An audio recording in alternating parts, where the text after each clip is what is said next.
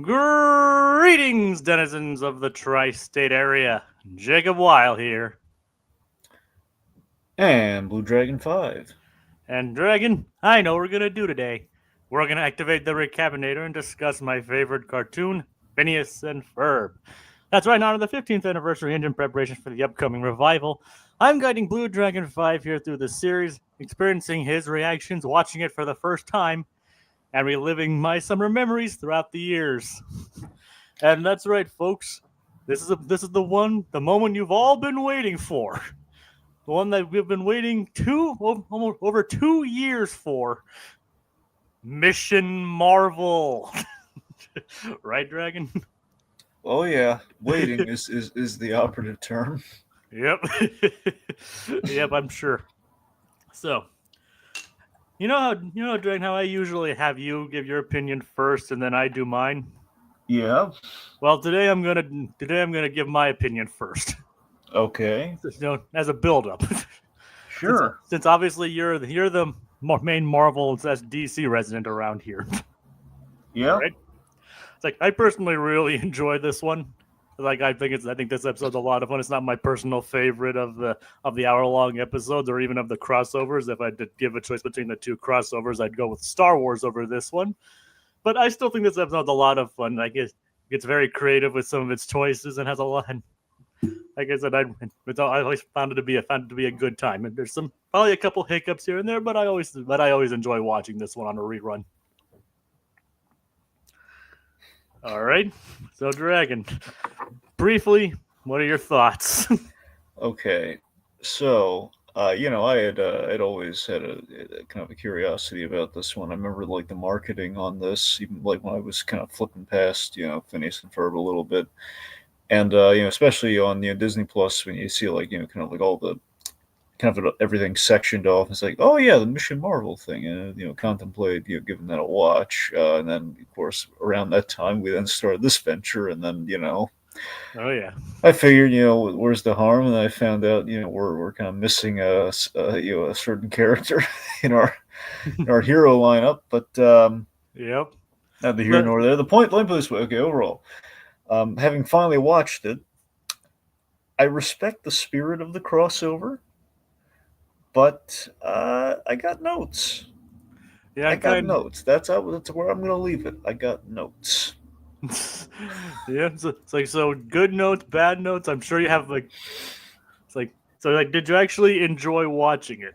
That's my main. Well, I think it had some really entertaining moments to it. Like I said, in concept, I think this was a good idea. In execution, well, I don't. I'm really split on kind of our purpose, like our inciting incident for the crossover, which I think kind of hurt.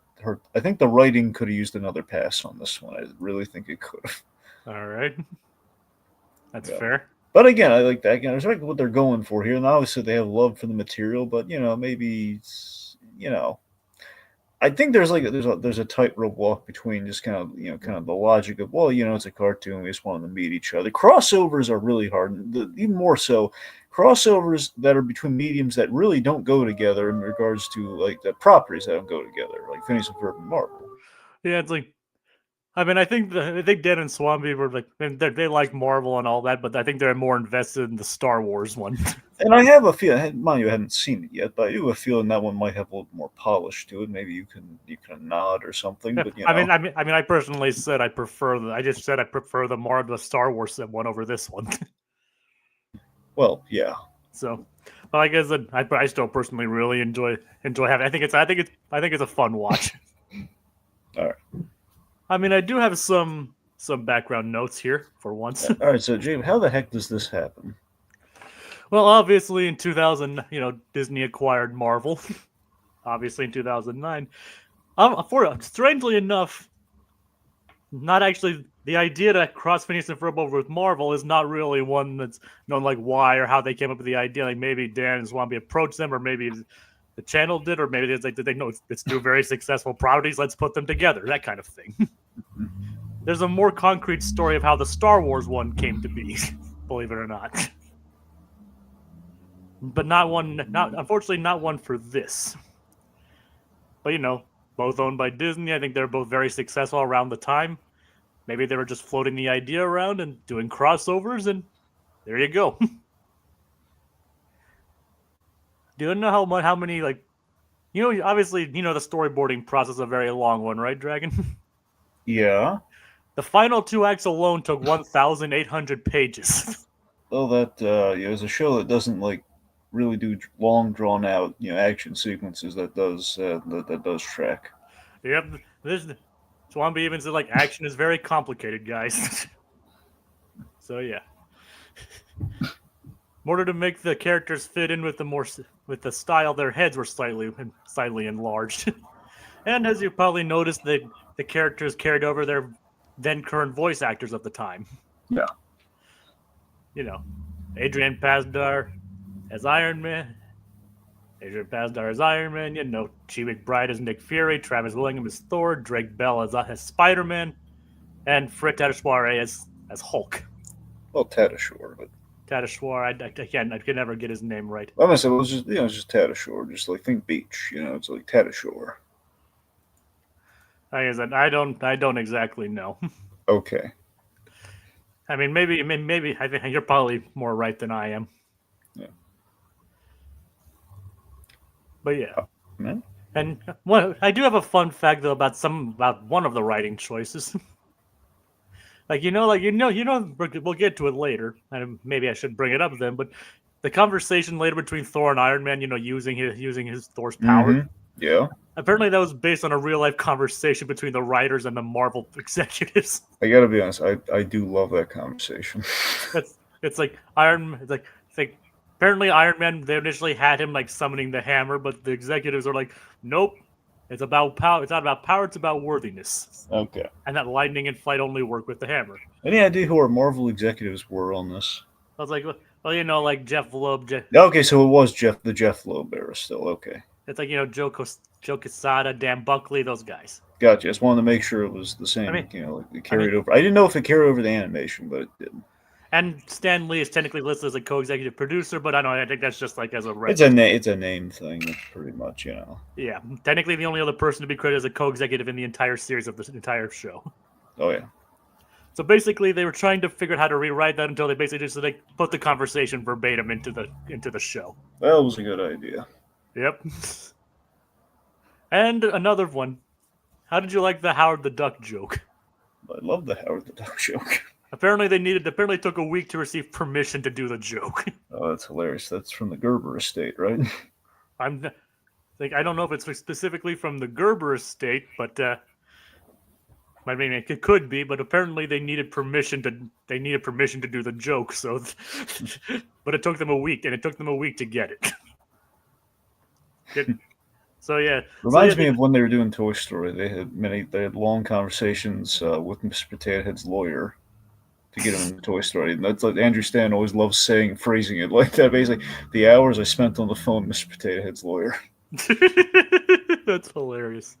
Not even Don Rickles' lawyer, but no, it's literally Mr. the whole Hasbro was and that's the thing. Seriously, with Toy Story and the merchandising, I'm always every time I see a group shot of in the merchandising, I'm always paying special attention to if Mr. Potato Head made the cut or not. Because seriously, if you ever look in kind of the marketing and stuff, they're very protective about Mr. Potato Head in terms of what they can use and what they can't use. Where a lot of the time they have to jump through hoops to secure him. Like for example, if they did tie-in comics for Toy Story, sanctioned tie-in comics, like when the Toy Story 3 came out, they'd basically a comic version of the whole film that retells the movie.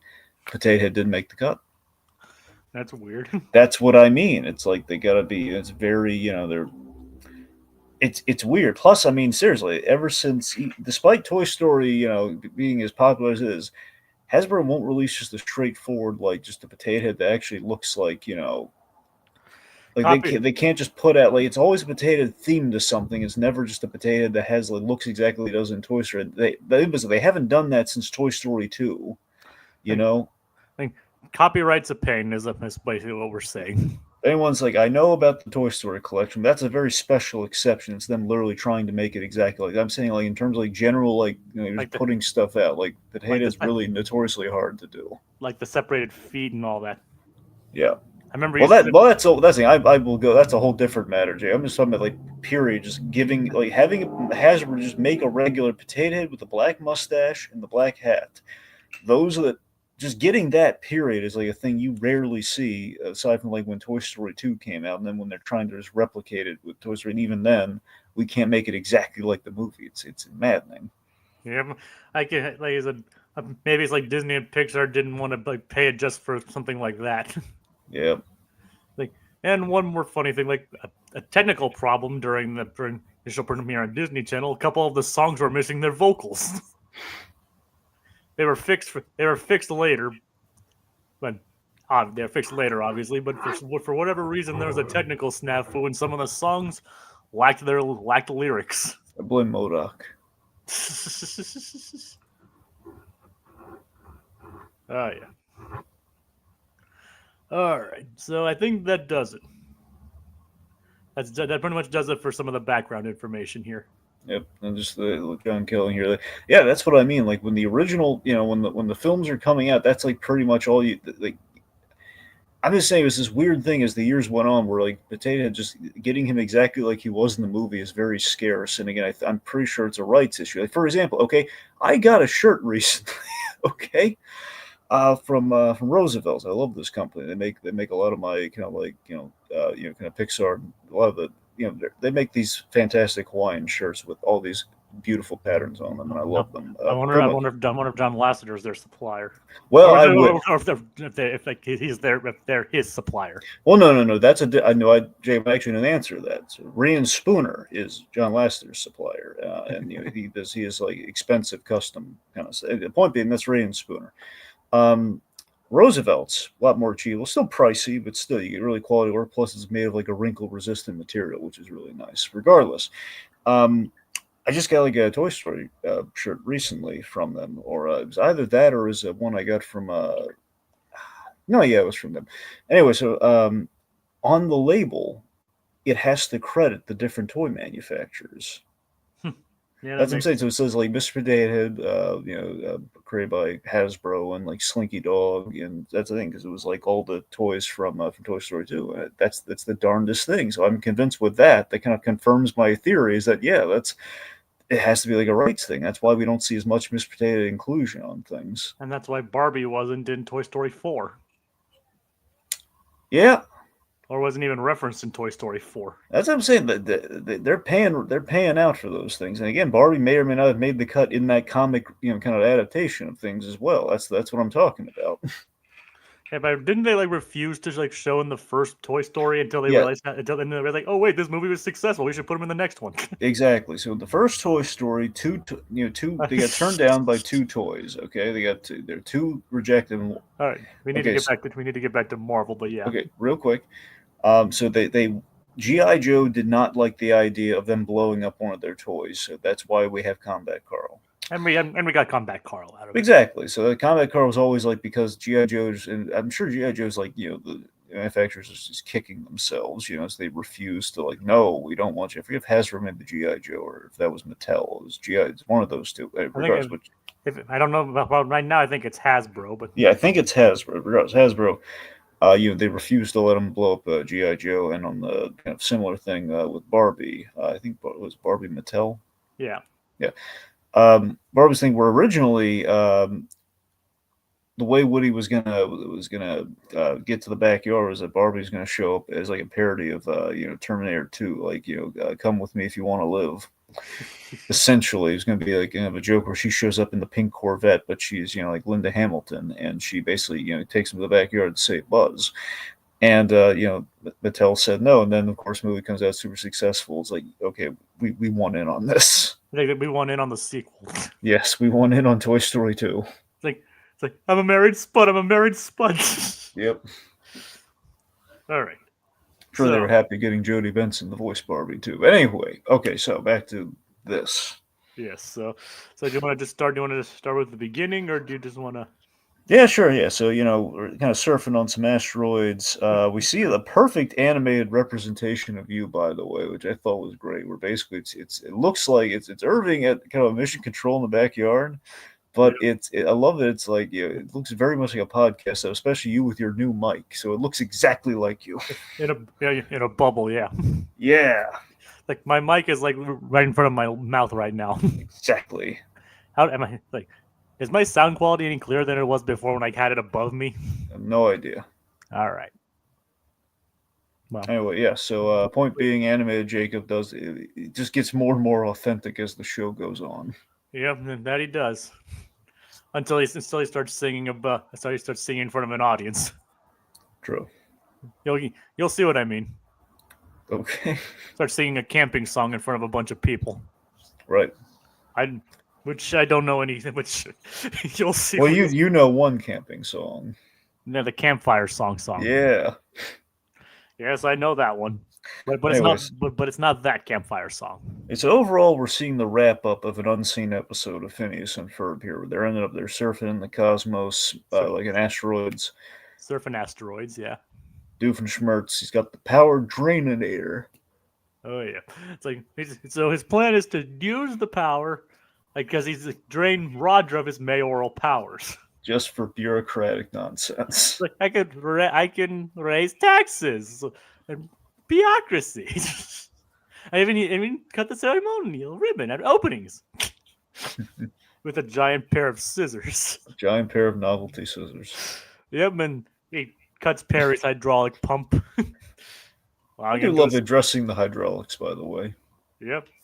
Like, and he even was like, my brother's the mayor, right? In case somebody hasn't seen the show yet. Yep. Yep. Anyway, so So Perry hits the inator, runs away, doesn't even fire it off. It's like, I thought this was gonna be a special episode. I love a special extended episode. I love him calling that out. Yep, and he's already done. Yep. But it managed to fire off one shot, and it ricochets off the evil Phineas space station. It's like evil Phineas and Ferb, but remember, it's shaped like both their heads. All right. Well, I mean, come on. It's primarily Phineas's head. Come on. Yep, I think that's what Isabella focuses on anyway. Yeah. Anyway, so the evil Phineas and regular Ferb space station. Yep, but we then go to a different place that we haven't seen before in the Phineas and Ferb universe. New York City. Is we're a very familiar hot dog vendor. Yes, so selling Excelsior brand hot dogs. Yep, by none other than Stan Lee. So it was great having Stan pop up as the hot dog vendor, which is also a double reference. Yep. Reference to the X-Men. And he sold hot dogs. Which essentially was not, I want to be clear, not Stan Lee's first cameo, but it was his first, like, in the way in which Marvel really was making a splash. Stan Lee was not in the Blade movie, but he was here. Yep. Yeah, he was in that X-Men movie as the hot dog vendor on the beach. And also cameoed in the People versus Bruce Banner. Well, it's not called the People versus Bruce Banner, but you're right. He was in the trial of the Incredible Hulk. Yeah, I know. But still, you're right. That's his first cameo. His first role is Mallrats. But anyway. Yep. But so technically, I don't know if I've told you this, but like during the fourth season, like Swampy actually took over voice direction duties. Like so, it's like so. There's a picture of him out there voice directing Stan Lee, and how they both wore very similar clothes. So yep, there's a picture out there of Swampy posing with Stan Lee. Also, there's a guy who is kind of like a chubbier version of Pavemeier, like talking to Stan Lee. Yep. So yeah. So it's a normal day in New York, you know. And by normal, we're having a superhero team up, a little Marvel team up going on here, because that's the charm of Marvel boiled down. Is that it's basically it's the universe of mind you, DC did get on board with this, the Justice League and everything. But think about that. Marvel was just, it always felt more natural that they would run into each other. Like the first issue of Spider-Man, not the first appearance. First issue of Spider-Man, he's beating the Fantastic Four because they're all neighbors. They all would logically, New York is a big place, but it's only so big, and you have the boroughs and all these characters for the predominantly are in New York, so they would logically run into each other. Yep. And they probably have, they'd either fight each other or fight the threats together. It'd be great. Yep. And so the villains Red Skull, MODOK, Venom, and Whiplash are attacking the city. So I'd like to just take a moment to just kind of explore our characters. Yep. So Okay, so just like I said, we have Whiplash, Venom, let me do it. Dragon. Okay. Thank you. I'm going somewhere with this. All right. And I was going somewhere with mine too. All right, fine. Go somewhere with yours. No. You can do it. You can do it. All right, so we have Spider-Man and Venom. Yeah. We got Iron Man and Whiplash. Makes sense so far. Yeah. Hulk and MODOK. They've tussled in the comics a lot. They have. Yep. And then we have Thor and his one of his rogues, the Red Skull. Yep. So I'm just gonna ask Jacob, what gives? Where is he? Where's the Star-Spangled Man with the plan? Where is he? Like, yep, that's the moment we've all been waiting for, folks. I demand to know. We're gonna have the Red Skull. The Red Skull's pretty cool, but he's missing his other half. Why the heck is waiting for the crawl? There we go. Dan, Swampy, Boys, I demand justice. boys, I demand answers now. this is the moment we've all been waiting for, folks. You're gonna have the Mission Marvel event, and you're gonna give me all these heroes. And hey, I got nothing against Spider-Man. I got nothing against the Hulk or Thor or Iron Man. But you know what? Something's missing. Literally, iconic, marketable heroes. Of the bunch, the first Marvel character predates even Stan Lee. Captain America. And it's not even that, like, okay, look, there are only so many characters. I understand maybe you don't have room for Cap. Okay, fine. But don't you dare give me Captain America's arch nemesis and not have Cap or even an addressment of Cap. Like, how dare you? Just, and it's like what John Kelling's saying here. Loki. That makes a lot of sense. Okay, if we're going to have Thor, then sure, have Loki and have Loki calling the shots. Okay, look, if you don't have, let me tell you why Cap's not in here, Jake. At least my theory as to why Cap's not in here. And don't you move from where you're standing, Swampy and Puffin. Like, don't you move. I'm not through with you boys yet. All right. You're so busted. This is the moment you've been waiting for this entire time, folks. Okay. Here's the thing. I suspect they went with they went with their icons and their favorites.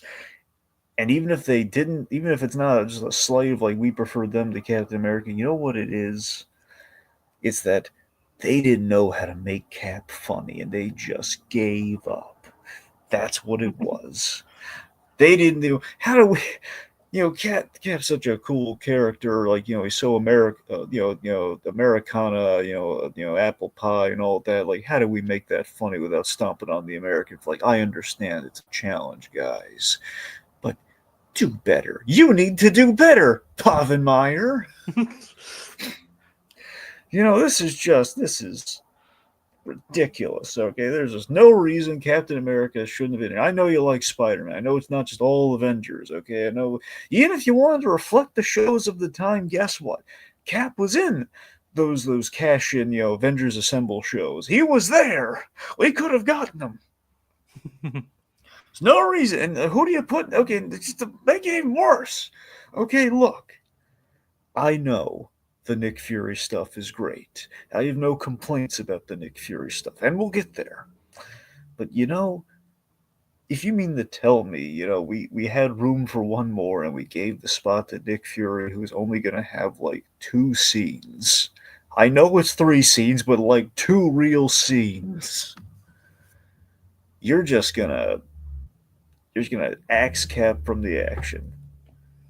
I don't. I just can't believe it. They went with, I'm just beside myself.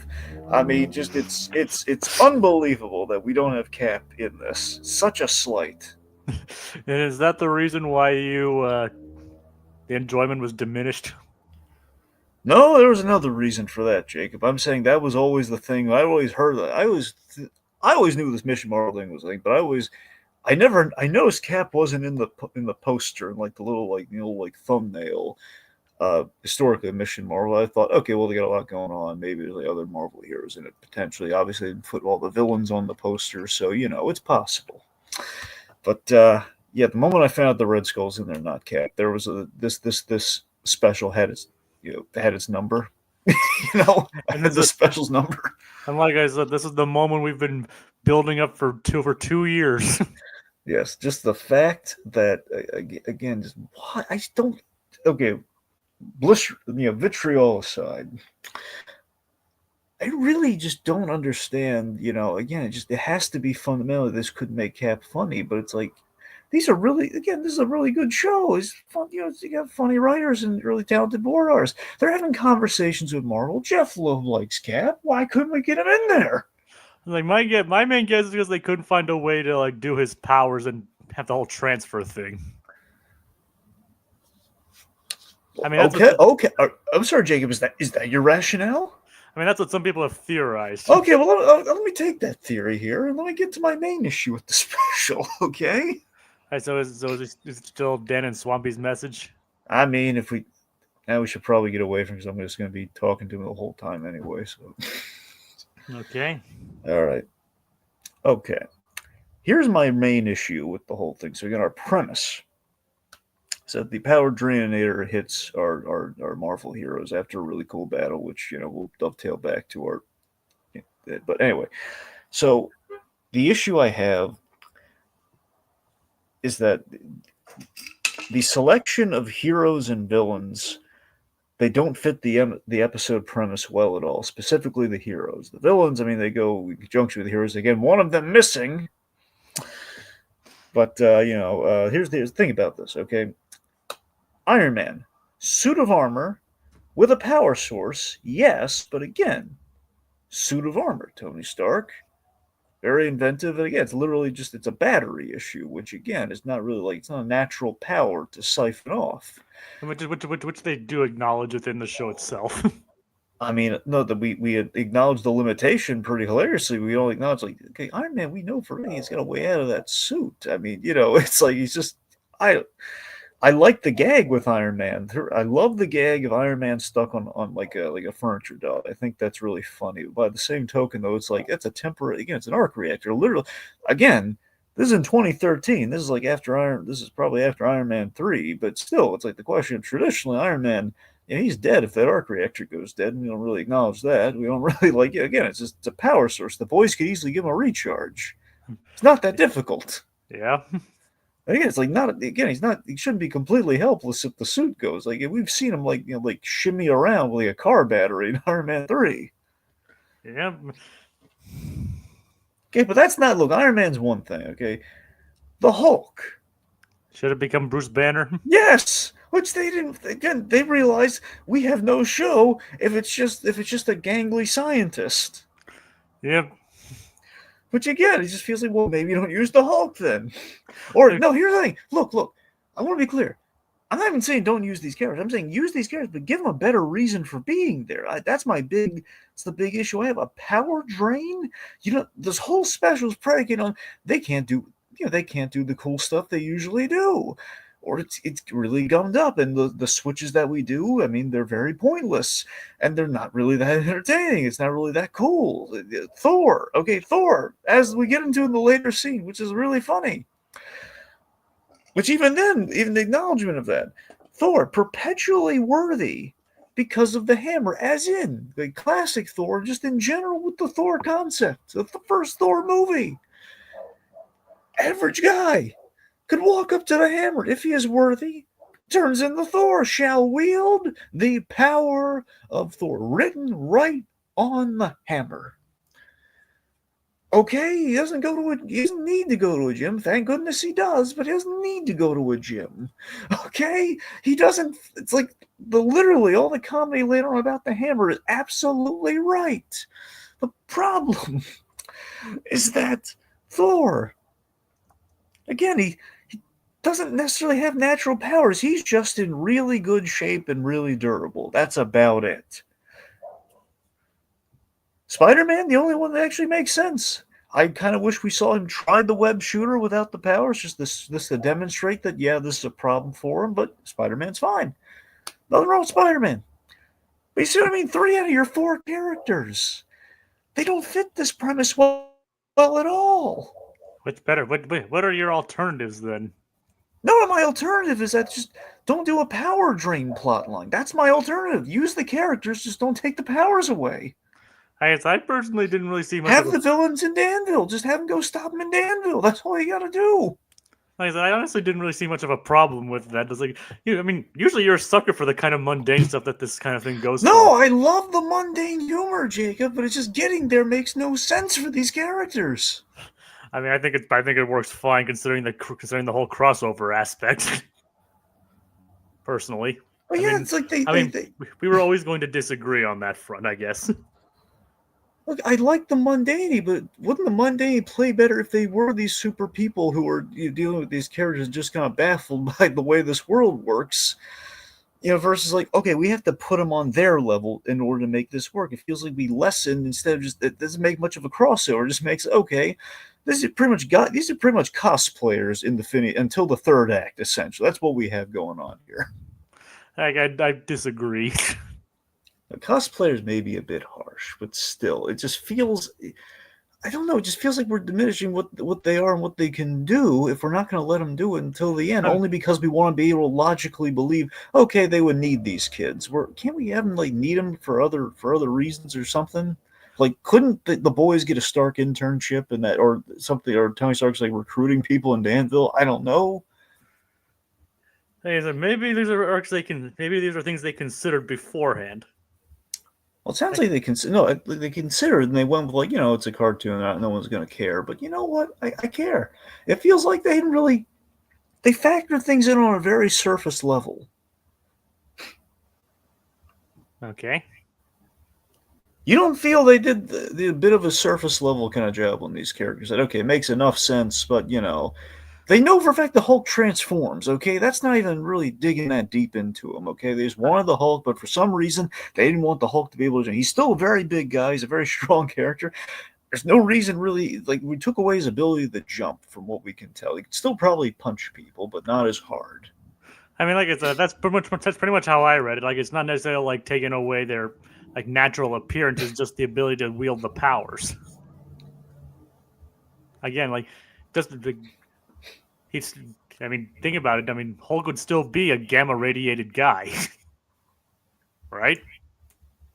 Well, that's what I'm saying. He's gamma... the gamma radiation turns him into a monster. So, the monster is the power, so we'd have to take away the monster. But he still gets the gamma radiation. Yeah, again, he's powered by gamma radiation, so that means if you're taking his power away, you're taking away the gamma radiation. We're taking away his strength, mainly.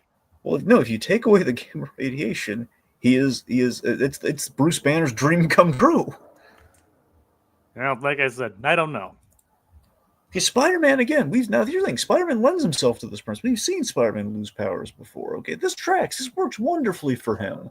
I'm just saying, but again, a power drain story is tricky. At the very least, it's tricky when you have easy solutions to, or Tony Stark very easily could fix an arc reactor. That's one of the big flaws there. Again, it's power. It's a literal power thing that has an easy solution for him. Again, it's a mechanical problem. It's not he's not super powered. That's the one that baffles me.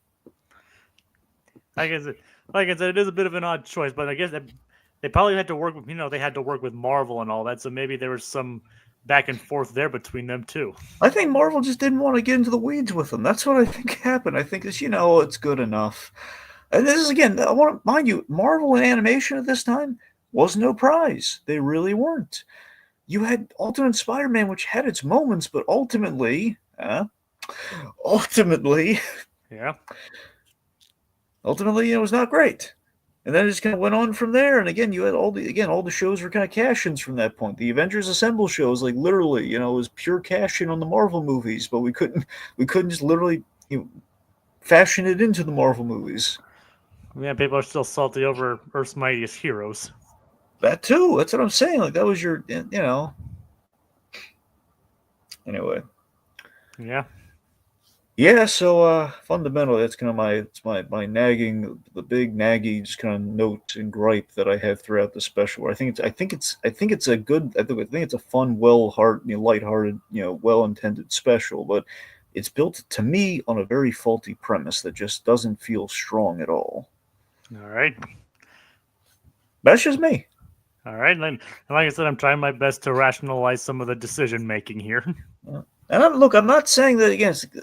Our the gags that come from it are funny. So that's the frustrating thing, because I think we have some good humor that comes from it. But again, it just I can't wrap my mind around it. And do you know what good humor is, Dragon? An ice cream bar. It's an ice cream bar, yes. Yes. Gotta bring ice cream in sometime, right? Well, we're gonna bring it in later too. Yep. It's a big plot point, actually. Kind. Anyway, okay, so again, our mundane humor here. You have Iron Man like wheeled around a furniture dolly. We have them again hilariously. They're having juice boxes in a suburban kitchen. And the Mjolnir getting riddled with parking tickets. I love that's what I'm saying. That's fantastic. The idea that, but again, you need a better reason for Thor not to be able to lift Mjolnir. That's the problem. Yep. So going back, what about the villains? We can talk about the villains because there are actually two characters in here, as you notice, who are actually not carried over from Avengers Assemble and all that. I did notice that. Yes. Obviously you have Liam O'Brien as the Red Skull coming back, and Charlie Adler as MODOK. I was really happy to hear they used the Charlie Adler version of MODOK. Let me ask you this. So Charlie Adler, I've seen him as MODOK in a couple of things, but remind me, in the do you remember if in Avengers? Yeah, you never watched Avengers Assemble, did you? I watched a couple episodes of it. Did you ever get a MODOK episode? I think I've seen some of his stuff. That's what I'm saying. Because I know he's voiced him a lot. Because if memory serves, he actually scratched that. For a moment, I was thinking Superhero Squad, but that was actually he voiced Doctor Doom in that. Yeah, I did see Superhero Squad. That's the thing. If memory serves, Superhero Squad, you had Charlie Adler as Doctor Doom, and I think Tom Kenny or someone as MODOK in that. But then Charlie Adler, I want to say, was MODOK in Earth's Mightiest Heroes. So that was a fun carryover. Yeah, and then obviously we have Liam O'Brien coming back as Red Skull. Mm-hmm. So, but we got. Did you know who voiced Venom? Well, that's the thing. First watch until you get to the credits, I did not know who it was because honestly, I was not thrilled with it. Okay. It just didn't sound. It just sounded off for Venom. It wasn't bad. It just felt like off. And obviously, it's kind of a celebrity recasting. But I don't know. It's Venom, despite his very intimidating voice actor, it just didn't really. I think here's the thing. It might not even be the voice. I think it might be the writing because just Venom felt very out of place in this whole thing. And Danny Trejo voiced Venom. Yes, Danny Trejo. Yep. And Whiplash was Peter Stormare. Okay, I love me Peter Stormare, so he was a fun choice.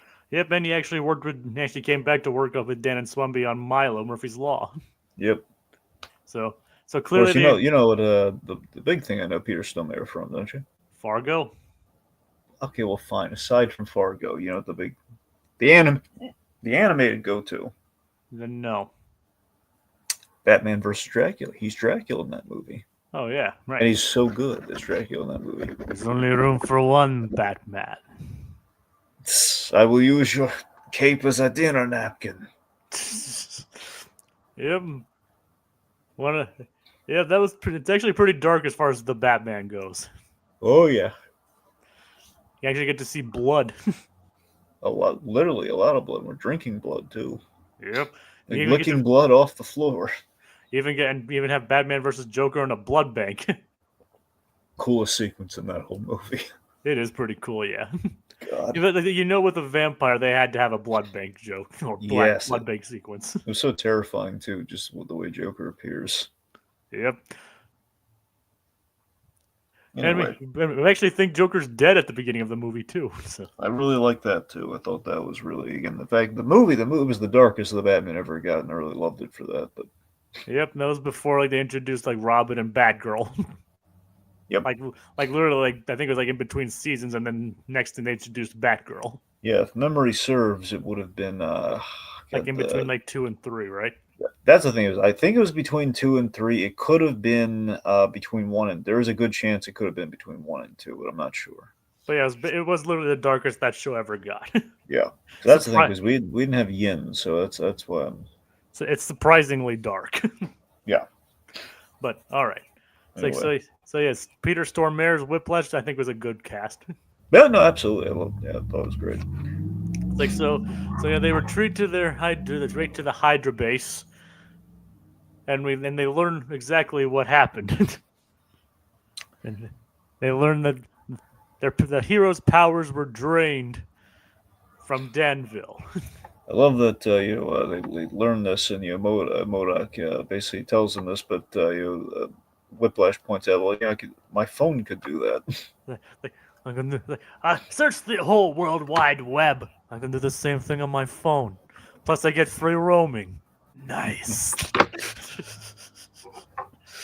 But yep, apparently apparently Red Skull has familiarity with Druselstein. Because I believe it was his sister or his cousin. Let me see. I mean,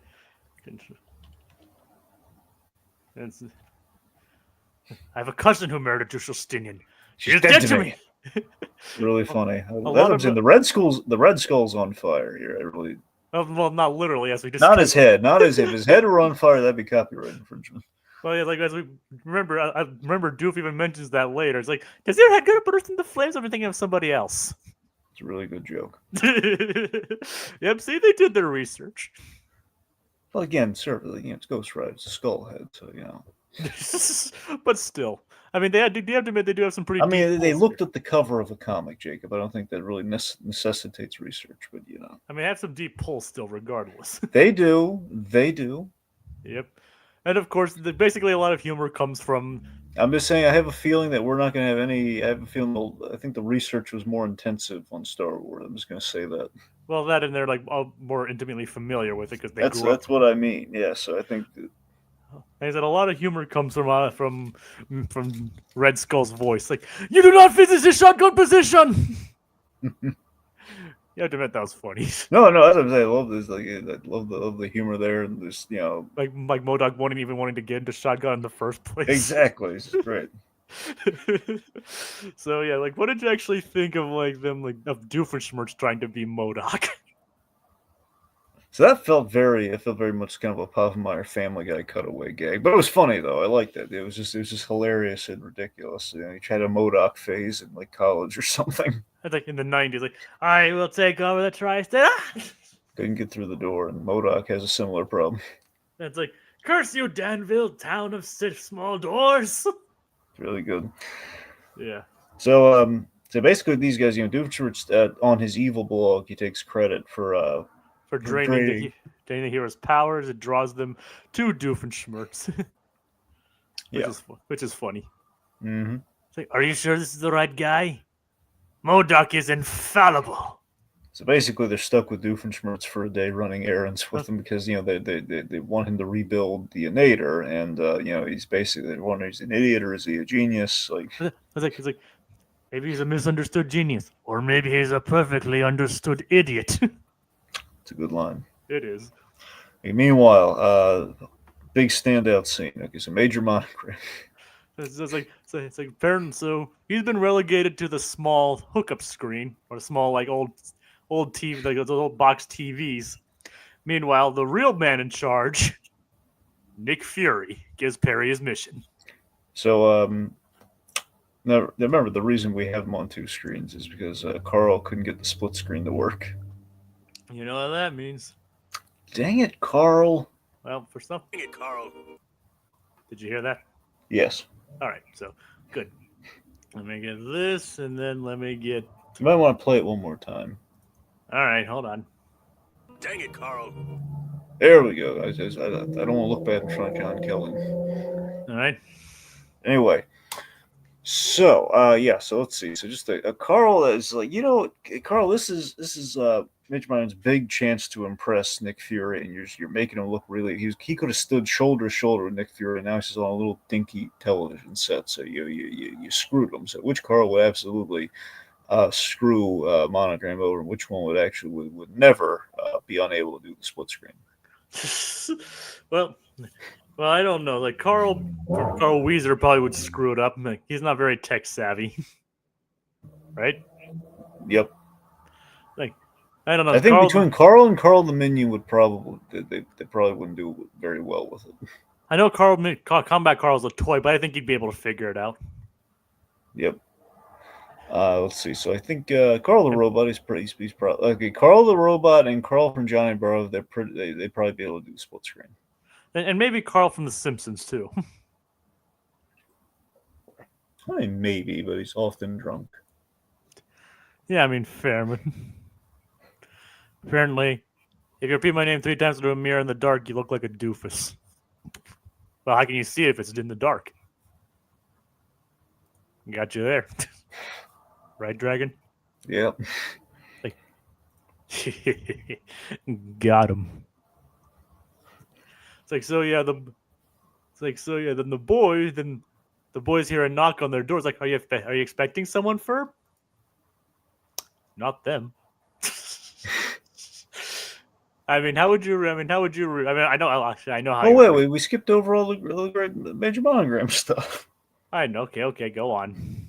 Okay, it's just hilarious. Just the idea, like Fury's like questioning the platypus being there. Is it a super platypus? No, it's just a platypus. Does he have an exoskeleton? He's got a fedora. It's like, you're kidding, right? So then we have the whole acronym gag of like Shield, like SHIELD. It's called Shield. Oh, like Alka. Yes, except it's cool. Yep. Jay McBride once again voicing Nick Fury. Yep. And let's see. So then we had his love Monogram. He's just such a fanboy. Nick Fury's just aping his style. He's wearing. He's jealous of the eye. But every time we cut away, he's like, now he's an eye patch, and it's just like then he has 2 eye patches.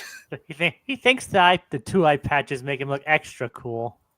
And later on, he's got like the goatee. It's like, really, Monogram? Even the facial.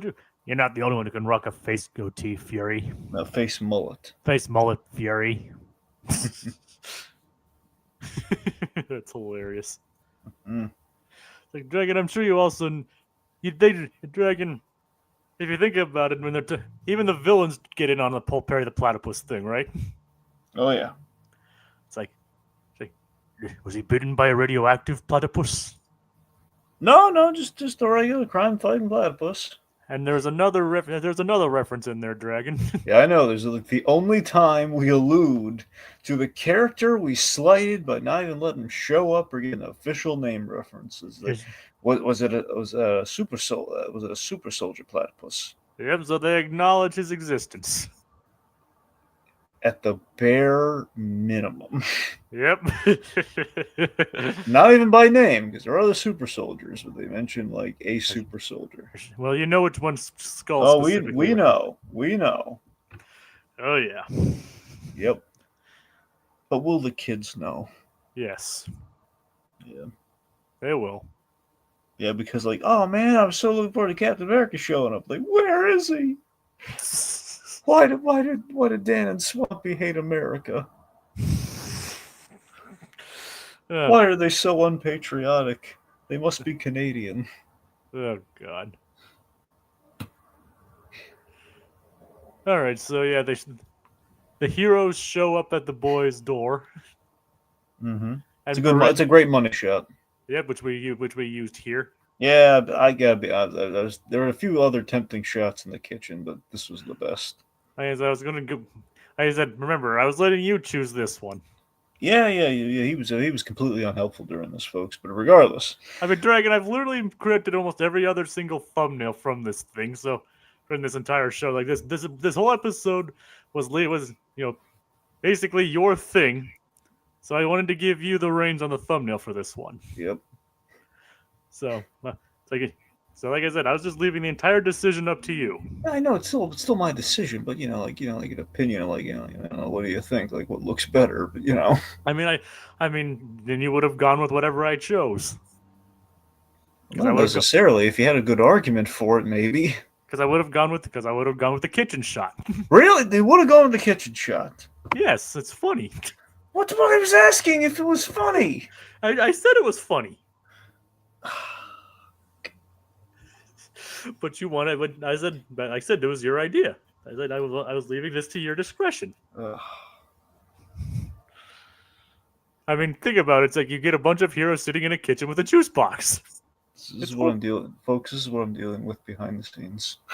Oh, you're the one dealing with it. Yes, exactly. This is what I'm dealing with behind the scenes.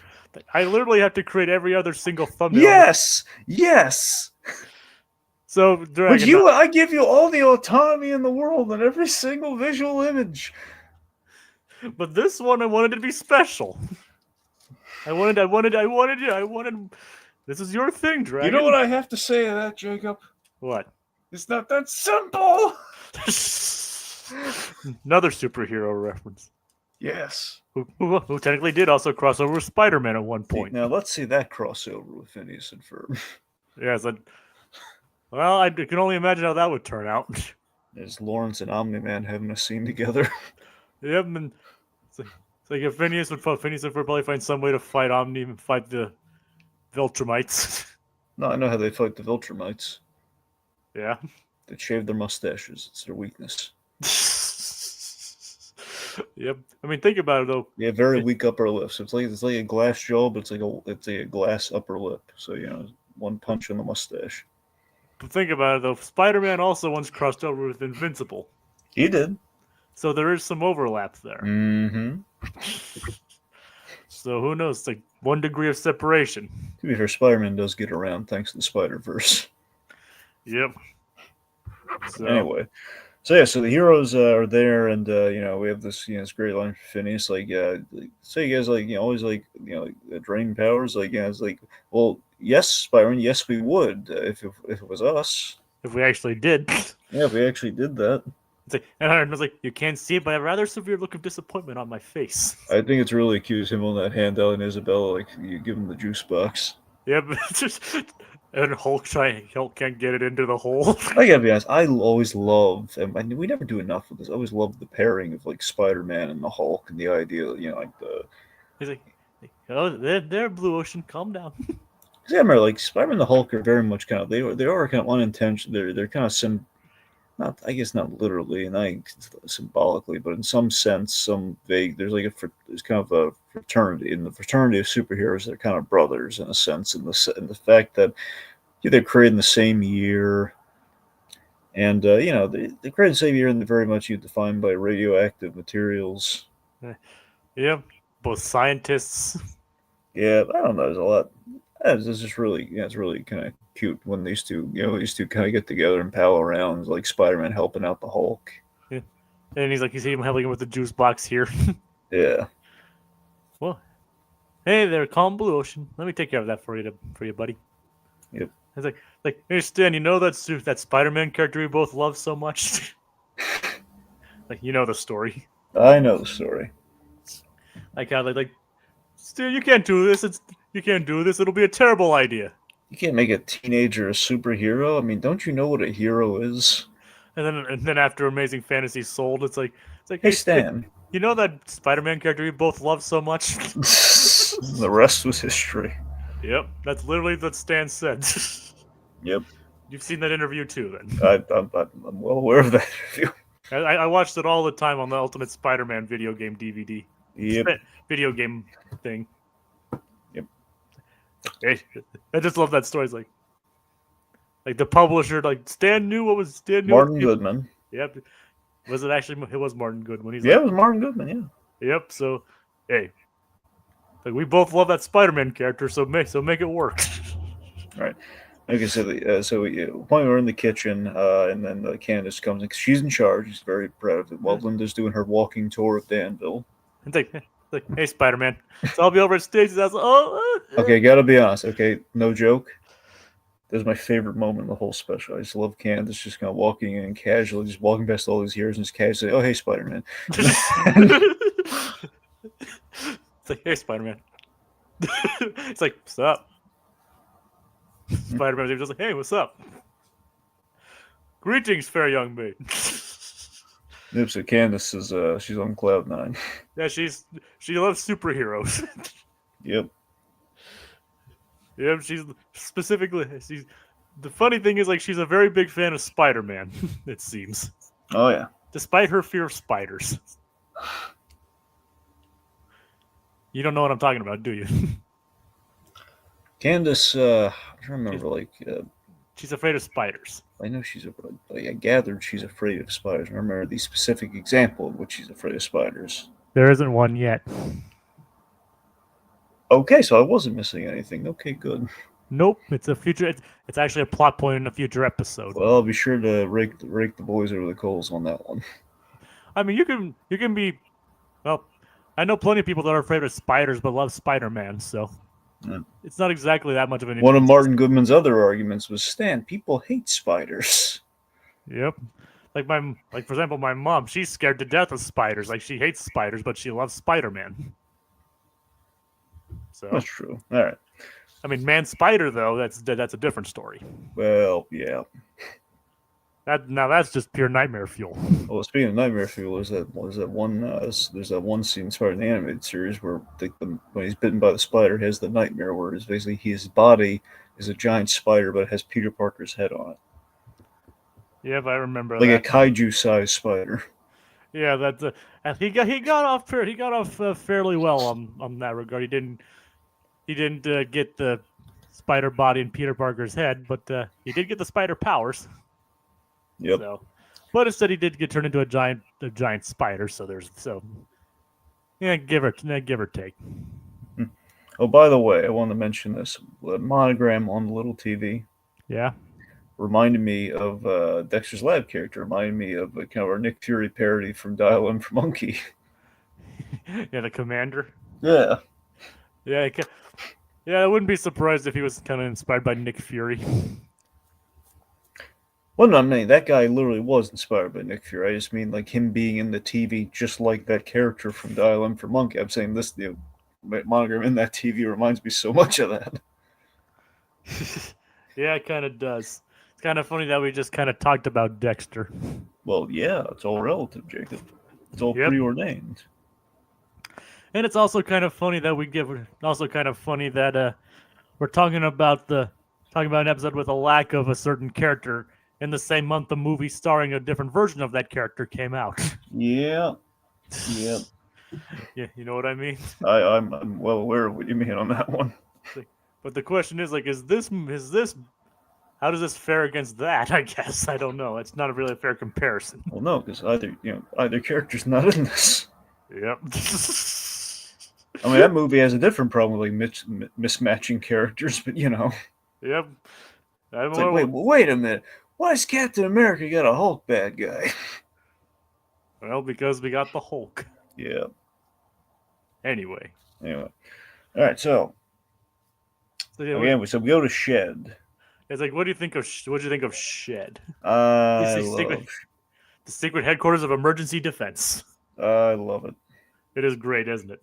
It is, and the whole it's just British sci-fi type. Basically, it's a nod to the TARDIS. The way it's a small little clubhouse, and it's infinitely huge on the inside. One of the writers of this episode, Josh Pruitt, he's a big Doctor Who fan. Yep.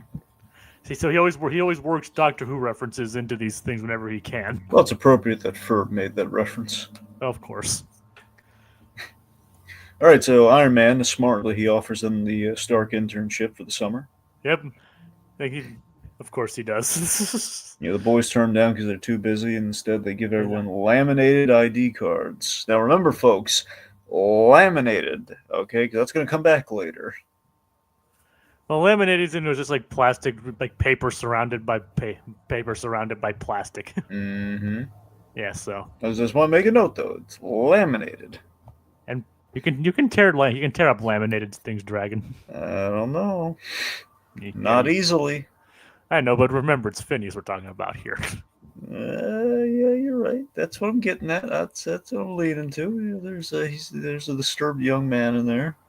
Yeah, we'll get to that later. Okay, anyway, let's see. So we have okay. Here's a gag that this is my other favorite gag. The whole thing it involves Candace. Okay, Like the fan fiction. okay. Because Jacob, here's why it makes me laugh. Okay, We're not allowed to accept unsolicited material. this is absolutely true, and I know this firsthand. This is absolutely true. Yep, I know about the fact. I know about that fact. That's the thing. Like at conventions and everything, there's a patented line. They will tell you like that's the sell line. They can't take unsolicited material. They don't use the exact wording, but essentially that's what it is. They can't take the unsolicited material because they're afraid of being sued. Yep. That's literally why they get like they don't like want people like pitching them ideas and Exactly. That's they don't. You never pitch at a convention. things. Yep. As we guys, I think we discussed that in a Nerds of a Feather episode, Yeah. where Doof actually like pitched the TV executive his idea. Yep. All right. So we have the let's see. While the boys are trying to get the hero squared away, we have my evil buddies in me. Me The and my delightful little montage. You're just Doofenshmirtz and his new friends is going around town causing mundane mischief because who's gonna look at Venom sideways? Let's be honest. Yeah, it was like basically like stealing from wishing wells, like breaking the clock, Littering. stealing bags from vacuum cleaners, ding dong ditch. Not the ding dong ditch. I thought was hysterical, and that's what I'm saying. Like, You mean like Venom just going up and ringing the doorbell, then running away? here's what I'm saying. Okay, look, Venom. Here's the thing. Okay, the stuff we do with Venom is hysterical and on point. The problem is that aside, we don't do anything to build up Venom really, in terms of like Venom isn't really that scary otherwise to really make that even funnier. I mean, I think it's just It's still funny. I'm just saying, like, it's more funny on principle versus like funny and like. In fact, we're making Venom do this. I think it's just like more like they're like maybe they're like relying on the pre-existing knowledge of the characters. Well, I mean, yeah. Like I think a lot of people like know who Venom is and all these characters are. So I think that's why they get away with a lot of the stuff they're able to, Mm-hmm.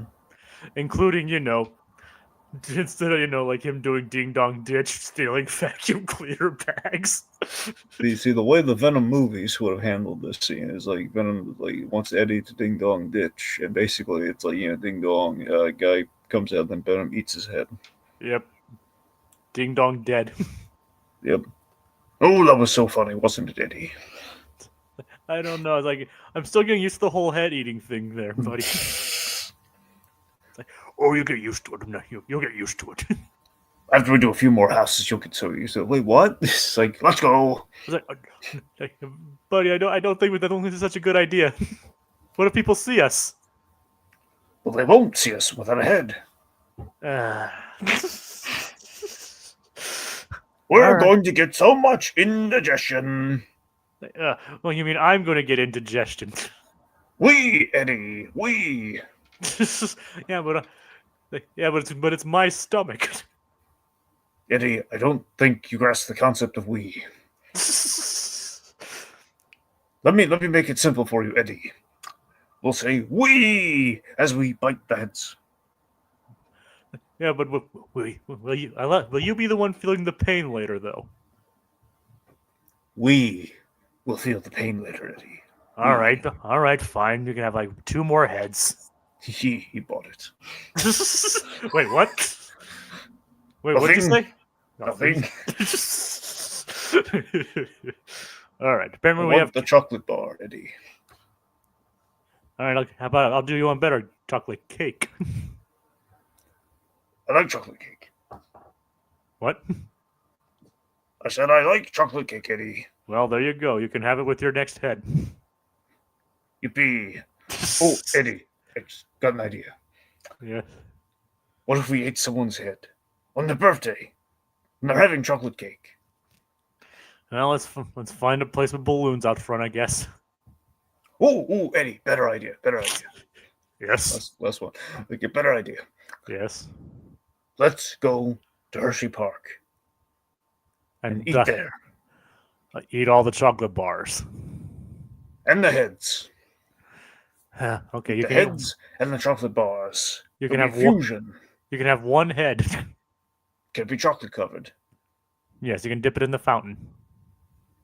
Yay! All Oh, right. I love date night. Yeah, sure. Yeah, all right.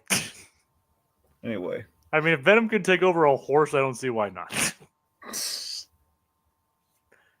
Anyway, but yeah, I do like that song. It's hilarious just seeing all these villains just doing these mundane things and then getting increasingly angry about Doof. Right? Yep. But of course, Whiplash eventually has enough. Also, we should mention MODOK comes across the giant baby head. Yep. Yeah, but he's like, what? Like, don't you just love the fact that there's just a giant floating baby head is just floating around Danville for no reason? Yep. And funnily enough, nobody seems to care. No. It's like yeah, that's probably the most normal thing to happen in this Well, that's place. some of the best thing that they do. Okay. What? They steal all of Stanley's wieners. Stole the wieners from that guy.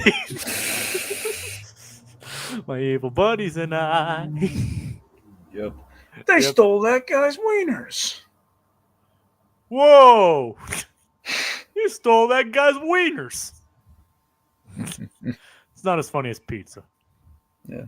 It's not as funny as saying he stole that guy's pizza. That's true.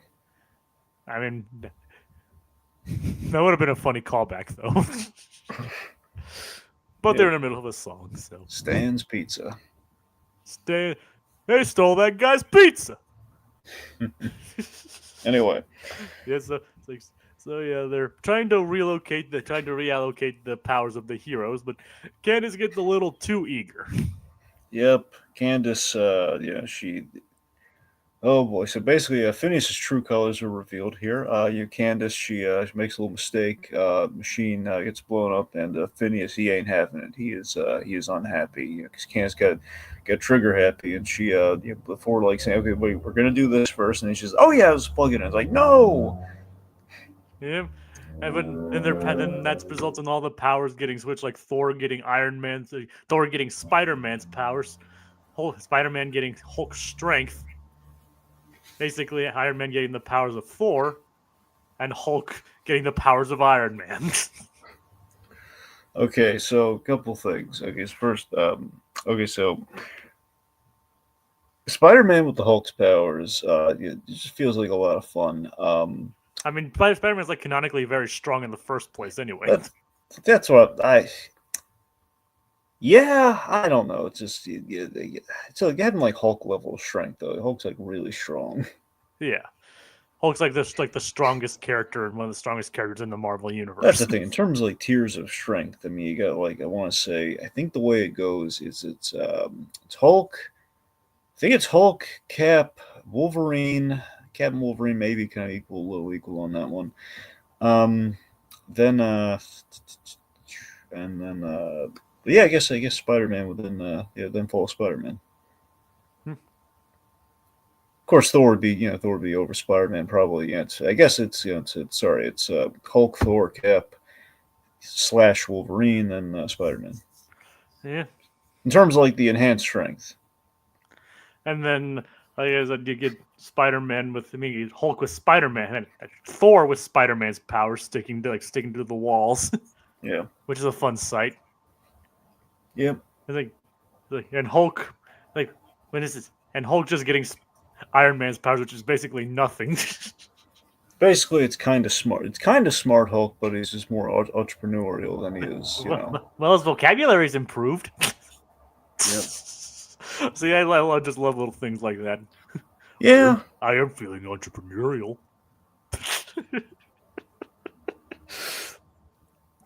But yeah, but Phineas isn't too happy with Candace in there at that moment. No, he's not. He's like, no, Candace. So basically, it's like everyone's pointing this out. From what I understand, it's kind of the trike-rant thing. The what? It's kind of like we saw the first crack in Phineas of the whole like get on the trike. Yep. And this is just kind of like from that one episode. Now we fully we fully doubled down on like, oh yeah, Phineas. There's a lot of rage brewing and a lot of frustration with Candace. He's been sitting on this whole time, a little psychopath, and he unleashes on Candace. And here's the thing. Kansas had this coming for a long while. This is more of an innocent mistake, but she's kind of deserved this to an extent. I think plus it's more like the stakes at hand. As I'm saying, the stakes at hand. Kansas never listened to instructions. She's very out for herself all the time, even though this is like the one time she wasn't. But it's like this is an earned chewing out. Like, Candace, if you don't know what you're doing, keep your hands off my machinery. Maybe Exactly. Maybe you should leave. Yeah, maybe you should. So often she's like pushing buttons and stuff, and it's just like like other sisters that we know. And again, this time she pushed the wrong button. Yeah. Because Ferb wasn't ready to. Ferb hadn't pushed the buttons yet. They hadn't like connected the wires. Ferb hadn't connected the wire yet, which resulted in the power switch. Yep. All right, let's see. So then they have the mall brawl, which kind of ends. I was like, well, first off, we have this relevant news broadcast, like the most terrible thing to happen. Horse in a Bookcase is canceled after a 19-year run. No. It's like R.I.P. Horse in a Bookcase. It was a classic. Yep, 19 years of being stuck in a bookcase. One away from greatness. And that one season where he was stuck in a china cabinet. I think that's what cost him the 20th season. Yeah, I think that's when they're like, the ratings dropped after that point. That was the jump. That was the horse jump in the cabinet moment. Yeah, like the ratings never recovered after that point, right, Dragon? No, it didn't. Like we were all there. We all saw it. Like they thought maybe we could just try putting him in a different kind of armoire or whatever. Like no, that was the Cousin Oliver era of the horse in a bookcase. Yeah, it's like no, it's like we could we're putting him in some other furniture. Like no, it's a bookcase. Yeah. Like yeah, it's like it was tragic. But 19 years of horse in a bookcase. Yep. Anyway. So yeah, they hear about the brawl in the mall.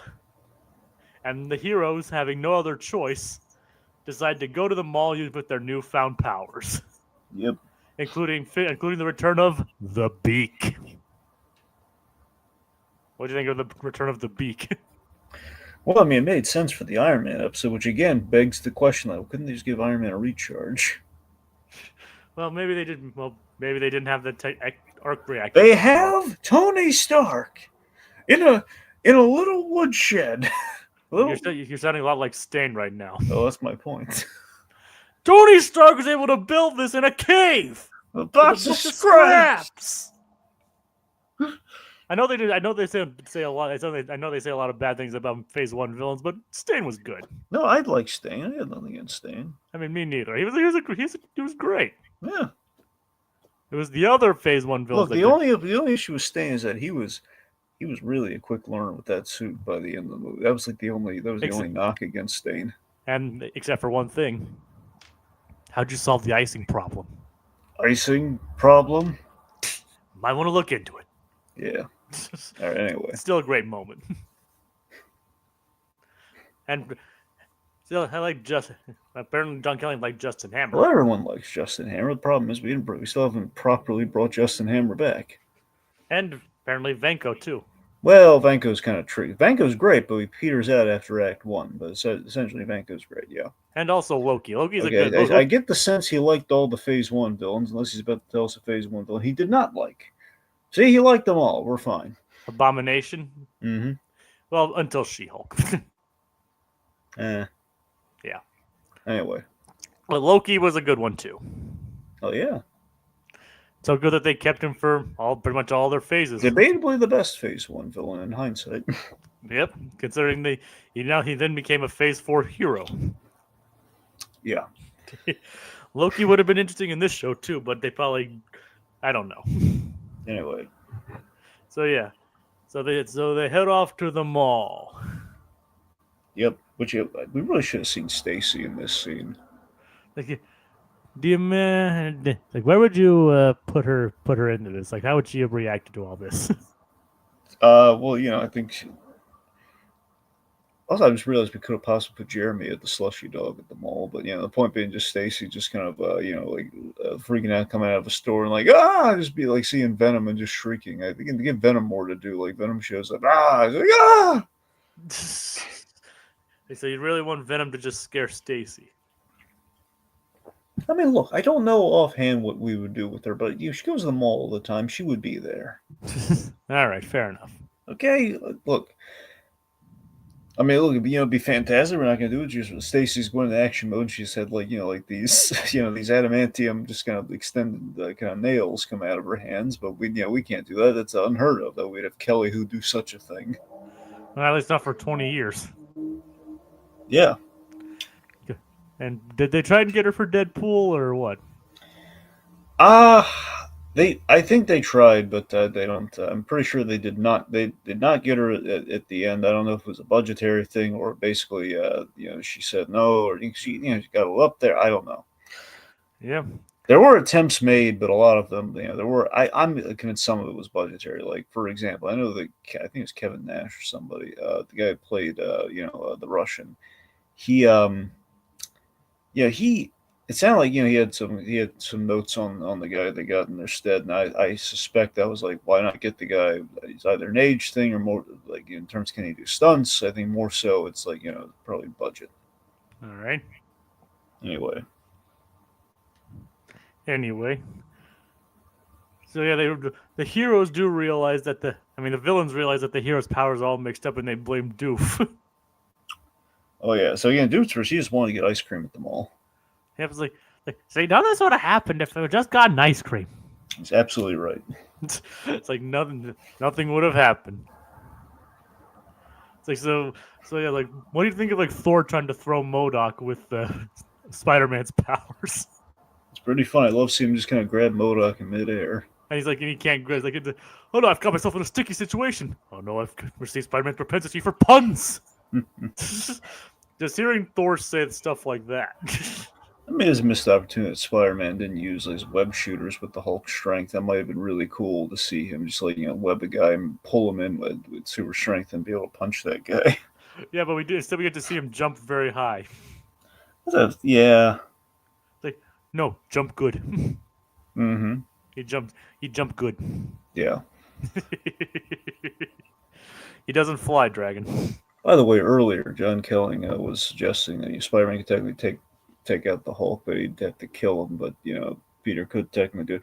I mean, look, I'm not saying that Spider-Man couldn't go toe to toe with the Hulk. I'm just saying, like, traditionally, the Hulk's like the strongest. Like, if those two are in a fight, I'm rooting for Spider-Man, of course. But here's the thing: we've seen Spider-Man like go up against the Kingpin this one time, and the way he did it, not saying it's the same strength level, but the way he was taking out the Kingpin is conceivably what he would do with the Hulk, in which he basically would he'd threaten to web down his throat, and basically he would suffocate him and kill him. Which conceivably might work with the Hulk if he webbed up like all the orifices. He might That'd be a bit difficult. Yeah. And a little body horror, but yeah. It'll be better than the guy who ate the spider. Well, yeah. You know what I'm talking about. Yeah. Ugh. I've just seen some of the images from that particular comic, and oh my god. Anyway. The guy who ate the spider and became like the 10,000th or whatever. Yeah. I remember. Ugh. What the heck was Garth Ennis thinking with that one? Yep. Anyway, that just in general, like, what the heck was he thinking just in general sometimes? But anyway. So yeah, the fight at the mall is a pretty cool one. Like, you get to see, like, basically the heroes getting their butts kicked because they can't handle their other powers. So what do you think of all that? Well, I mean, I like the act break there. Like, oh boy, they're not Spider-Man saying, like, okay, we're not doing well right now, and then Stan Lee coming in to catch us up. Welcome back, faithful viewers. When we last left our handsome heroes, their fate hung in the balance with a cataclysmic cliffhanger. So that was great. Yep. It's just like classic Marvel dialogue there. So they get saved by Perry the Platypus just inexplicably dressed in a superhero outfit just for the heck of it. Like, who was that masked beaver duck? So the heroes are thinking it's Howard the Duck, and we have this hysterical moment of just like Spider-Man says, Howard the Duck, maybe? And then like Iron says, okay, so it's like, Howard, you stop what he was saying. Howard the Duck, really? It's like, you think that's Howard the Duck? Diamonds of the Evidence. We got it. No, it wasn't Howard the Duck. I love that. That's great. So on point. Yep. And that would be a reference Spider-Man would make, right? Mm-hmm. So yeah, he did have a bill. I mean, just the fact that they were able to name drop Howard the Duck, Oh yeah. and the fact that they didn't get permission to do it. Meanwhile, Candace sucks at redeeming herself, which results in Hulk Jeet. It's like, so yeah, what'd you think of Hulk Jeet?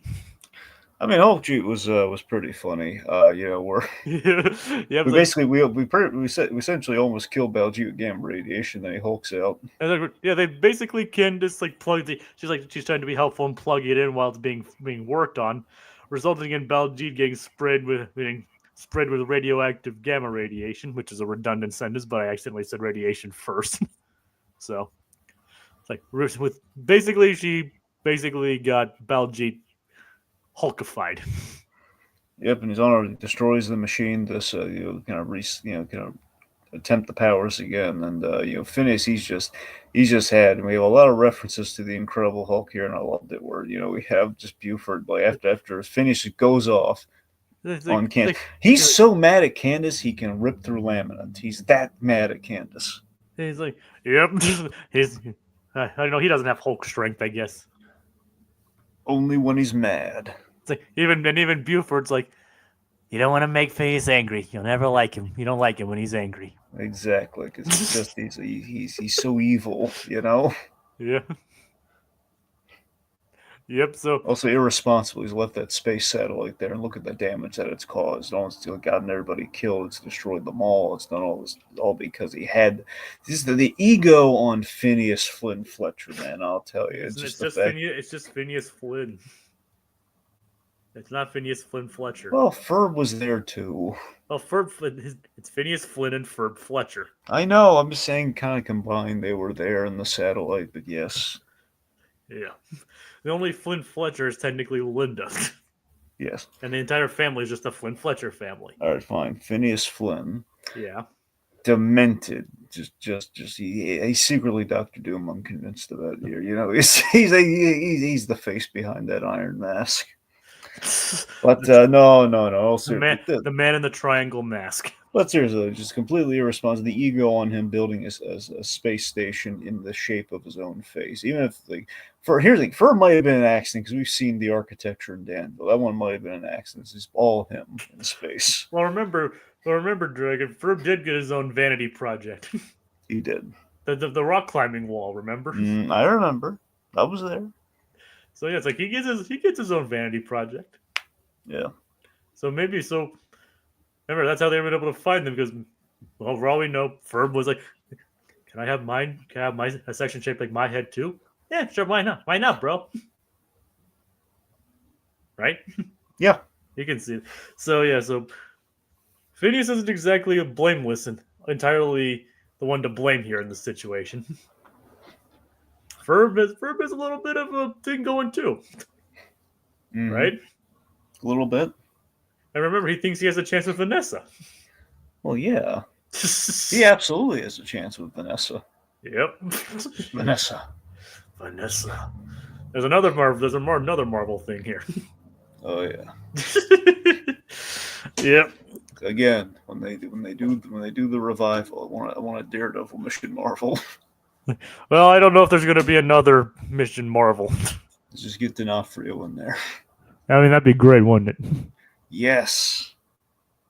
I mean, I don't know if they're going to do any more of those crossovers, Dragon, unfortunately. Cowards. I wish they would, trust me, but it's like probably a bunch of rights things to deal with.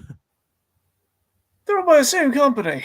I know, but remember, they even had to credit the creators of Venom in this one, if you didn't notice, in the credits. Oh, poor Disney. They had to credit somebody. Oh no, my! What I'm saying is like, let's stop the presses. Oh no! I mean, it's probably like I said, Dragon. There's probably more to putting this stuff together than we realize. Yeah, no, obviously there is. I'm just being facetious, but yes, I know. But like, it's notably the only character that has like a specific created by byline in the credits. Well, they don't want to take off Todd McFarlane. That's why. And David Michelinie, apparently. Yeah. Because they reference both Todd McFarlane and David Head. Why not? Yes, they reference both, but stuff. I say, Dave, Michelini is very nice. Yeah, but not Todd McFarlane apparently. But no, nothing against Todd McFarlane. But Todd McFarlane, he's the litigious of the two. That's why they want to make sure not to take off Todd McFarlane. All right, that makes sense. You know more about that kind of stuff than I do. I mean, the main thing with Todd McFarlane, right? I mean, regarding Venom. I mean, regarding Marvel. Not entirely. Like the fact that basically because of them went on to be one of the founders of Image Comics. Well, that's the thing. It was literally like Marvel. He was sick and tired of Marvel, the way they were treating the artists and everything. And basically he kind of rallied the artists to like do a big walkout on Marvel. They got some of the most prominent artists all like kind of like the sons of Jack Kirby, just like like Mike dropping, getting out of there and starting Image Comics, which then of course went on to be very successful and give us all. And of course, without that moment, we don't have Invincible. We don't have Invincible, The Walking Dead. Like Kirkman was like the young up and comer of just like, oh man, can I be part of the Image Club? I don't know. What do you got, Kirky? Walking Dead and Invincible. Yep. You remember Walking Dead? His sell for The Walking Dead was the reveal was going to be it was aliens, and that was just his sell to get the comic made, and then he never did the alien reveal. Because he kept dragging the reveal, like the whole like what caused the zombie outbreak or something, and it was like aliens. He specifically mentioned that he would never reveal what it actually was in the comics. Yeah, but initially, again, his sell of the comic to them was like, and we're gonna reveal it's aliens. It's like, okay, we're sold. And then that's when they're just thinking his foot in the door. Yeah, I mean, that was basically just a way. It's like we're okay. Just zombie apocalypse caused by aliens? Sure, why not? Yeah. But he did eventually use aliens, though. Yeah. With Invincible. Well, yeah, all over the place. Yep. So he did eventually use aliens. And named him Alan. He did eventually use aliens. Anyway, okay, so so Phineas. So if Phineas choose Candace out, straight up yells at her. And then we have Candace doing the Bill Bixby walk. She's doing the Lonely Man. We have essentially kind of a version of the Lonely Man with the sad Candace walking in. They animated just like the walk. Yep. Also, we had a even scarier when this happened. Okay, if Phineas couldn't get any more demented and mean spirited, man, I'll tell you. When the way they end, the timing on the turn, like when Candace starts doing the Lonely Man walk, we see Phineas, dead on, and it's horrifying. Yep.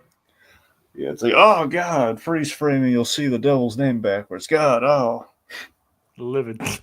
Yeah, we're livid. Yeah, livid. Yep. Lived. Wait, yeah. Lived is devil backwards. I know it. I got it. I'm just saying, oh my God. I didn't realize that until now. Yeah. I mean, live is evil spelled backwards, so I guess that makes sense. Evil!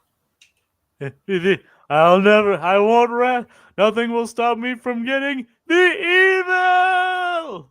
Oh, ice cream. I love ice cream. It goes right through me every time. It's literally a bomb. Goes right through. It wasn't just a bomb, Jake. That ice cream was the bomb. That's the Billiam Lucifer. Oh God, no. That's a hilarious name. But anyway, so don't make Phineas angry. You won't like it when he's angry. And anyways, Candace walks out. A little deservedly so. She really did set him back with that, Yeah, but Phineas probably went a little too far. What do you think? Maybe. I don't. Again, Jacob, it's in this instant. You're right. She didn't deserve it in this instant, but she is. Again, she's not following at all what Phineas is telling her. Just don't touch anything. Which had she done that, they would be better off. And on the flip side, though, it's like it's been a long time coming. She's always trying to get him in trouble and stuff, and this is her again, kind of getting as good as she's given here. Like, no, Candace, we're not going to include you this time. Yes, it's one of the times she doesn't want to get them in trouble right now. I know, which is the irony of it, but it's kind of like, well, Candace, this is kind of karma. I think it's a lot of it. I feel is kind of karma for her. Yep, and Buford decides to go after Hulk Jeet. Yep, and he calms him down. Yep. And then he gives him notes on the whole on the shirt ruffling. It's like, see, the throw was good, but you didn't run. You didn't twist the shirt. It's like one in one ear and out the other. Well, the fact that Buford's now afraid of the Hulk Jeet. It's like he calls like, "You're my best friend." Think of how far they've come. So we have the double cross between Doofenshmirtz and the Marvel villains. Yep. We have this really good joke. Well, we had a song together. This is the musical interlude was a pleasant diversion at best. A diversion at best. Yeah. By the way, the accent joke earlier with Red Skull. Here's the thing. I love Doofenshmirtz just pointing at the Red Skull. Oh man, what an accent! Just being completely oblivious. That's funny, but by the same token, it feels like I don't think it's really that hard to understand the Red Skull. I don't know if that joke fully plays. He messes up a couple words, but that's about it. Yeah, that's what I'm saying. I mean, overall, I don't know if it necessarily warrants that joke, but I do like that joke. Yeah, it is. I mean, anything to make fun of a Red Skull. Yeah, he's a Nazi after all. Yep. Technically, yes. This show does feature a prominent Nazi. Yep. Red-headed Nazi. And they obviously go out of their way to avoid saying that or Hydra, so.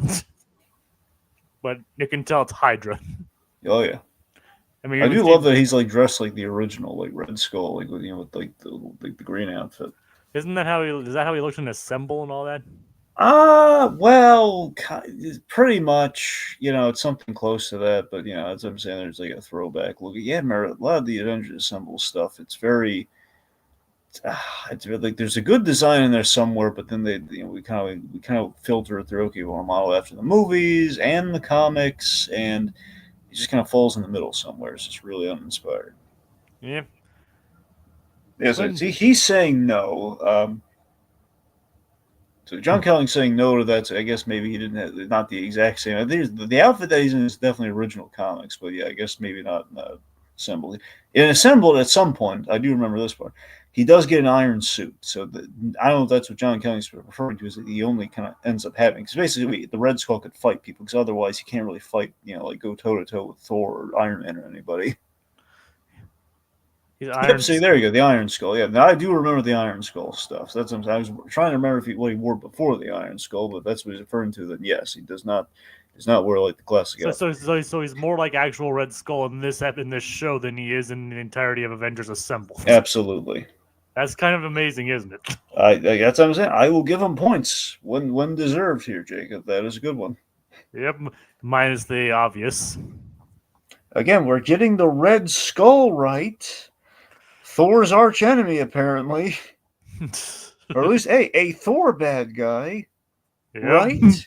Because, the Red Skull and Thor, they tussle all the time. He's an Avengers level threat dragon. Yes, but who's saying the battle cry? Is he here? Is he present? Is he coming out of his trail? Was he invited to the set? Well, the question is, who would have voiced him here? It was probably gonna be the Avengers Assembled version. Wasn't that a Roger Craig Smith? Or it should be. I'm pretty sure Roger Craig Smith was. Here's the thing. I know Craig Smith voiced him in a couple things. I forget if he was purely Avengers Assembled or if he was also Earth Mightiest Heroes Cap. But yeah, I know. At one point he voiced Captain America. He voiced two of your favorite characters of all time. I know he did. Something that not even like someone like Kevin Conroy can claim. Yeah. I'm not saying he's like the best Batman. Don't get me wrong. I'm not saying that. But yeah. I'm just saying he voiced both Captain America and Batman. Oh yeah. So kind of a fun distinction there. Yep. Okay, actually, he wasn't Cap in Earth Mightiest Heroes. He was or was not? Was not. Who was? He was Cap and Ultimate Spider-Man, and has to be the Avengers Assembled. So I think it was those two. All right. I forget who voiced him in and Earth's Mightiest Heroes, but I know David Hayter voiced him in Spider-Man, in the original Spider-Man show. You know, in the animated series. Yeah. So yeah, Buford versus Hulk G. Like, Buford insults Isabella. She and Candace have a sad song. Basically lamenting, why can't Black Widow be in this special? Well, you know what, girls? I'm sorry. Black Widow's going to have to take a knee on this one because we're missing Captain America. She doesn't have any powers either. Exactly. Yet another reason, just. But I don't think it would have stopped them. They're like, oh, we would have taken her, her skilled fighting abilities, apparently. Yeah, I guess so. The ability to speak Russian. So what do you think of the the villain's plan is to basically they very proved to be more competent than Doofenshmirtz because they immediately know that Perry's on the ceiling. Yeah, and there's actually a good use for Venom here, like attacking him on the ceiling. Yeah, I'll give him that. It's like pretty much the only stuff I really do with. Here's the thing, I got the big thing I got with Venom that I was pleased with. Yeah. In the opening, there's a party always wants to see the Hulk fight Venom. So seeing that's pretty cool. Yeah, not the time they teamed up in that one comic. Yeah. You know what I'm talking about? I vaguely know what you're talking about, yeah. Where they do like the radio sketch. Yeah. Oh god, I've seen reviews of that comic and the art was terrible. Yeah. Oh god. But yeah, but you actually get to see them fight in this one, which is, you have to admit, is pretty cool. Now, it would have been really cool if Perry the Platypus got the Venom symbiote. Well, currently, according to John Kelling, it was Brian Bloom. There you go. Hey, Jacob.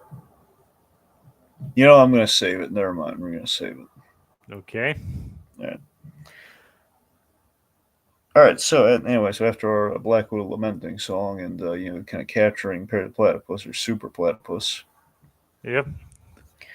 The plan is to use the Inator instead of draining energy or draining powers to basically reduce everything to atoms, including Stanley's hot dog cart. And I moved here from New York because I thought it'd be safer. Yep. So yeah, it's actually pretty scary plan, wouldn't you say? So they issue an ultimatum for the heroes to meet him, so they can basically vaporize him. And it's a very stoic thing. Like, he'll powers or no powers, we gotta go there, boys. And like Spider-Man basically ruins the gravitas with quips. It's like, can we not kill the gravitas of this moment? Sorry. Yep. And of course, Thor's speech is good. Like, the metal in your spirit and the steel in your resolve. Oh, yeah. It's a good line. So Dragon, what do you want to say? What do you want to say next? Well, what do you want to say next? I don't know. It's like, well, next up, the heroes get there by bus. Yeah, it's pretty funny. The little old lady, we kind of mimic the Howard the Duck gag from earlier. It's like, wait, should we get the little old lady too? Like, she's not with them. It's like, not with them on the bus. She's not with them. It's just so incredulous. It's like Whiplash was trying to go after the old lady, but Red Skull's actually pretty merciful. It's like, yeah, we're not going after an old lady. Yeah, for a science Nazi, he's pretty considerate. Yep. Yep. So Perry escapes. Apparently, so does Doof. So what do you think of Doof and the whole extension cord gag? It's okay. It's like, he's like, exactly this long. Well, he grabs one that's too long, which he doesn't realize could actually work, and the one that's like only like an inch long. It's a stall tactic for sure. He's like, why would I even have this? I mean, think about it. What kind of use would that kind of cord have? Not much. All right, so Dragon, what do you want to say next? Okay, look, so Candace and Isabel, they kind of luck into finding the powers, which again, It's stored in the satellite. I don't. Again, just feels like the logic of like it had. Okay, look, the satellite's not. Doofenshmirtz had this inator that had like a canister where the powers would go. It just feels like they're lucking on the powers going somewhere. I don't know. It just feels a little like really. It feels really convenient that the powers ended up going somewhere, and this whole like matter can't be destroyed thing's just displaced. I don't know. Well, she does bring up the point that it's like a common comic book trope. I don't really think it's that common. That's the thing. Well, maybe not common, but she does notice that that is a thing. Yeah.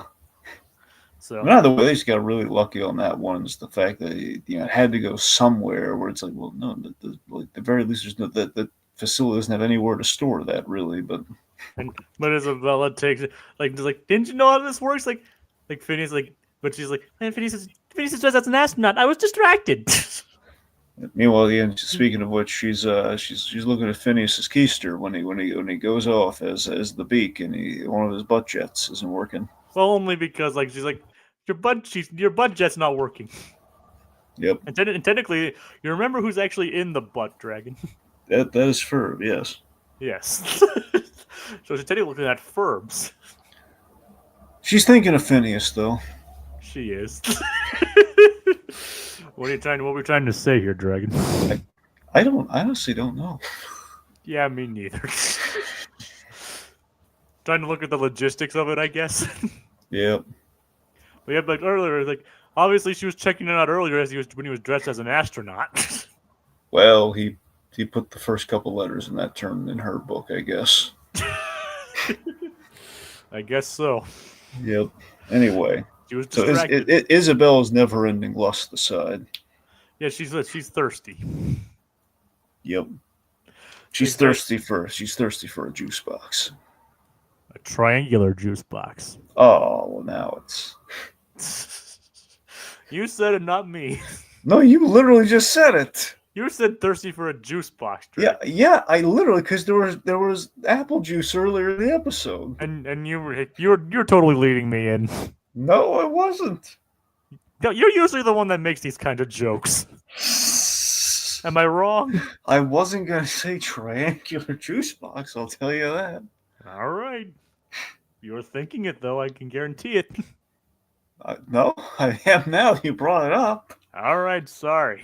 Forget I brought it. Forget I brought it up. I can't even speak. I can't even speak right now. Okay. Anyway, so I love the Mundanium, by the way. The plot device. The Mundanium Finite. Yep. You remember the Pizzazzium Infinite, right? Oh, I remember. Apparently, this is Aquatad's Stan Lee cameo. Hey, it's Aquatad Excelsior. Yes. It's like, so what do you think? So yeah, they find the powers. They hit the button. We have kind of our third act superhero event, but before then we had the heroes of Danville come to the rescue to help the heroes out. We had the Beak, we had Hulk Jeet, we had our Super Platypus, we had Bear Buford. Yep, Bear Boy, and we had Doofenshmirtz armed with waffles. Top of the world, ma. It's like I'll love with you though. I have no idea who's shooting waffles. It's surprisingly useful. Yeah. Anyway, so the whole fight was actually pretty creative, wouldn't you say? Yeah, like pre-powers, you had Spider-Man on a golf cart, like throwing like golf clubs and stuff at him. Yeah, you have Thor on a skateboard. So the fact that Hulk and Thor, they save these kids, which is great. They make sure the kids are okay, and then they steal their wheels. I mean, heroes saving kids. That's classic. It is. Okay, so Jake, do you know what time it is? Of all the times, we're an hour and a half into it, but I think I do know, Dragon. It's Gritty Reboot time. I clicked on the wrong soundbite first. Curse your chubby fingers. It was more like I accidentally hit the scrolling wheel and the button landed on Dang It Carl first. Curse your scrolling wheel. So, Dang it, Carl. there we go. Yep. Anyway. We can blame this on Carl. Carl.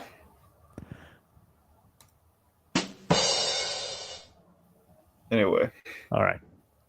So, so we basically we kind of pulled interestingly in our Marvel special, we pulled a Justice, kind of a Justice League season 2 finale. We pulled Starcrossed on them. We dropped the satellite from space on top of our bad guys. So so Isabel killed 4 very prominent Marvel villains, and the kids maybe too.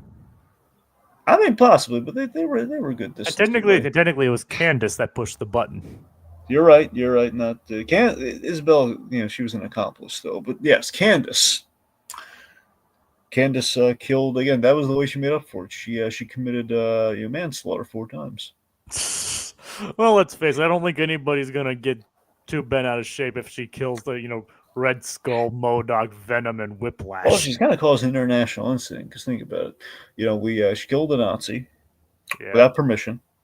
She a Russian killed a Russian, and she killed the handicapped, and she Venom's gonna be fine. The symbiote's gonna be fine, but she killed Eddie Brock. So she killed one. She killed she killed a civilian, which depending on the iteration may or may not have cancer. Yeah, so she possibly killed a cancer patient. Yep. So Candace, she's got a body count on her. She killed them all.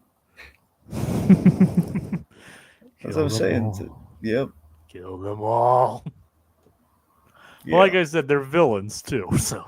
Well, still, it's like what is she? What is this, invincible? Like, was she Omni-Man? Nope. No, you're right. Because Omni-Man killed the heroes. But what is she?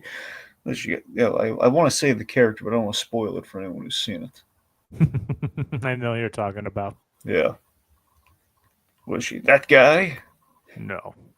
Yeah. But it's also ultimately. Here's what really Candace didn't do it. You know who really did it? Is who? Phineas. Phineas's ego, his hubris, killed those villains. His big head, his big egotistical head. His big egotistical triangular head. Yep. Death by triangle. One could say the death of hand-drawn. Yep. Hey, give me a room shot, would you? All right, hold on. And there we go. And also, there we go. See, we find. See, I told you we'd be using that image. Oh yeah. I think I'm going to turn that into a video so I can just have them both play at the same time. There you go. Anyway, so Candace's incompetence, saves the day, gives everyone their powers back, and we basically have I love it. It's good. It's very much staged like an awesome stunt show, like you would have seen at the Disney parks. Well, yeah, Disney parks also kind of like a little bit like the stunt thing they had going on at Universal. Yeah, Universal, with like I said, the Islands of Adventures side of Universal, we had like all the heroes, they would like ride these 4-wheelers kind of a thing. It's like, and they said, Peter, really, like, what did you think of like seeing Thor on a skateboard, Hulk on a bike? I mean, seeing Hulk on a bike was pretty funny. Yeah, on a tricycle. Yeah, that was even better. Was it? Again, I think it was a bike, but I'm saying I'm pretty sure it was just an average bike. But if it were a trike, though, it would have been really funny. So Phineas like, get on the trike, Hulk ride. Yep. Imagine him like yelling at Hulk to get on the trike. Oh, that'd be great. Get on the trike, Hulk. Okay. Hulk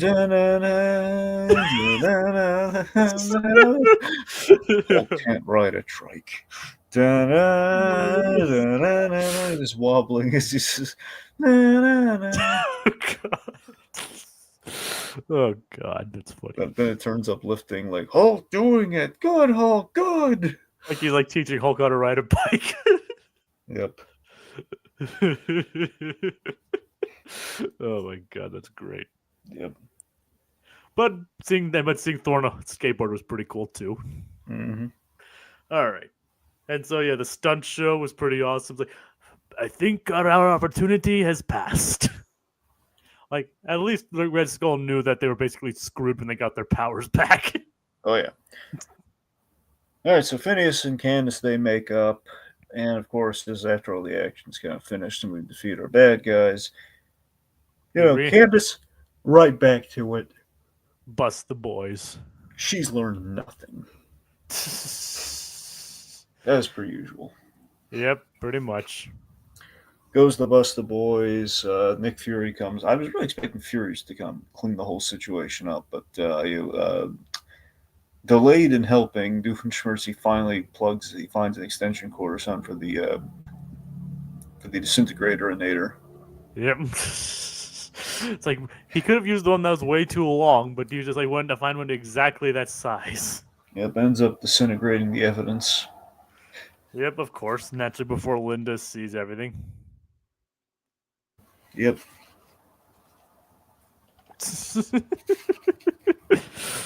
Oh God. So yeah, it's like look, heroes. Like yep, and there's apparently a bunch of comic books of the characters in real life. Mm-hmm. So, but also, what did you think of like Thor letting Candace touch the hammer?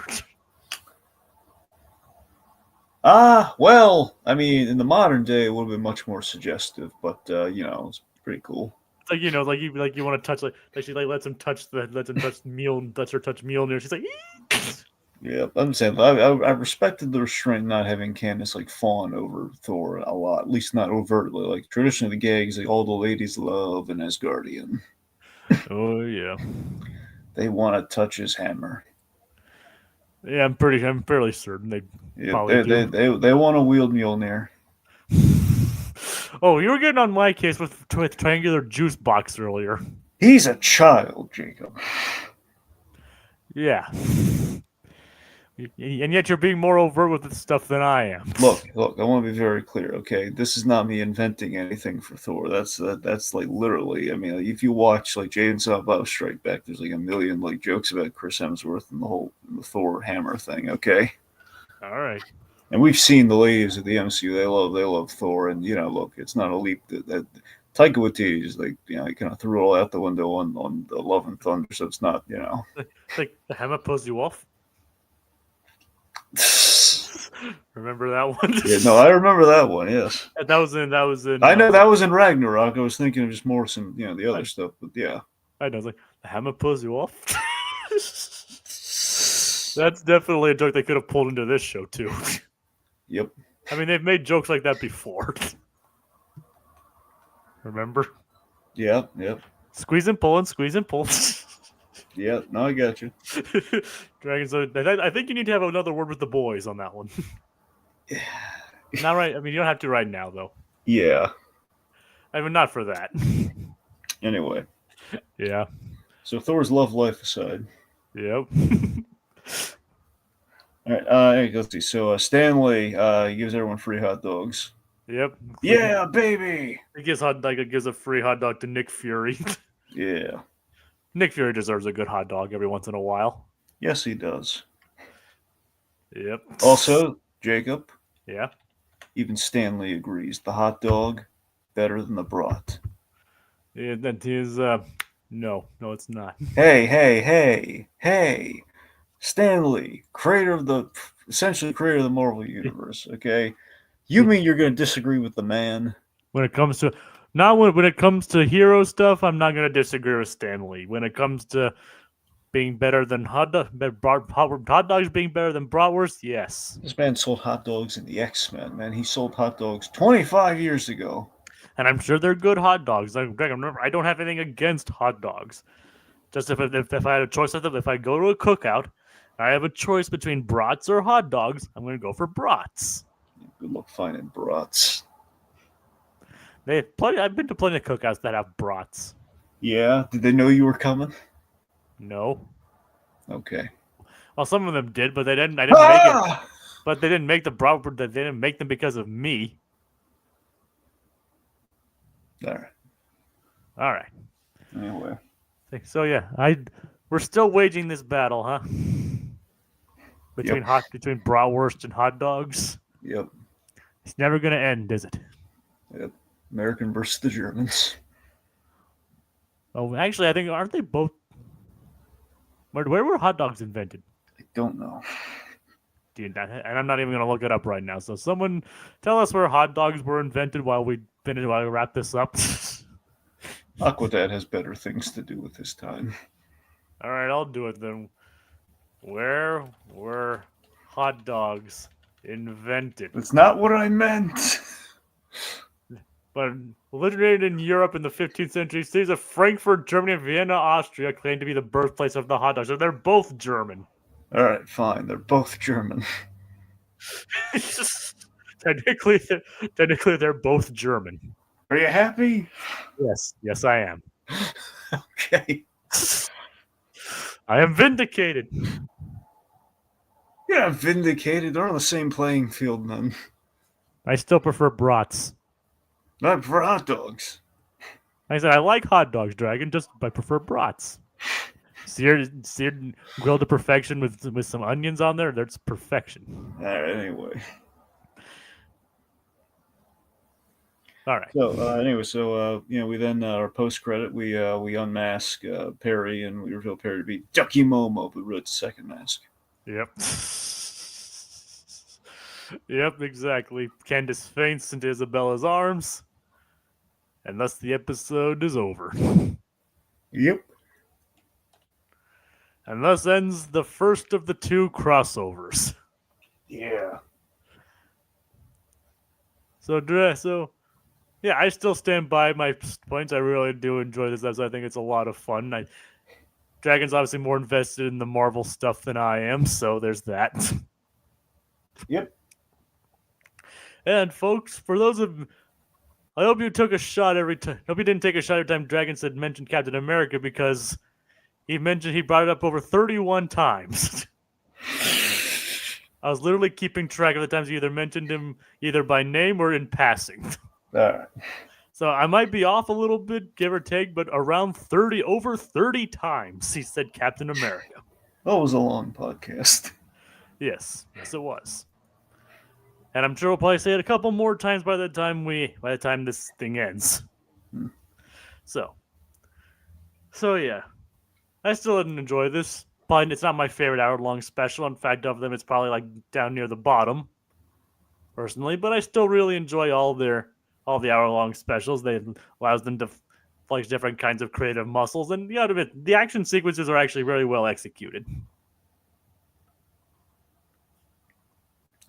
Yeah, I mean, look, again, I love, I love our Marvel characters, and I like seeing them interact with Phineas and Ferb. I just wish, we had better circumstances for getting them together. But look, in all honesty, it's just my one hang-up with it, where, again, I'm just, like, as much as I won't be dialed into it, I am thinking, like, all the stuff that's causing strife between Phineas and Candace right now and all this just feels like, it's kind of coming from a faulty premise, but, Yeah, I mean, but that's just me. That's just, I don't know. I don't know. There's a lot of that. I do love, though. Again, we sidestepped a little bit.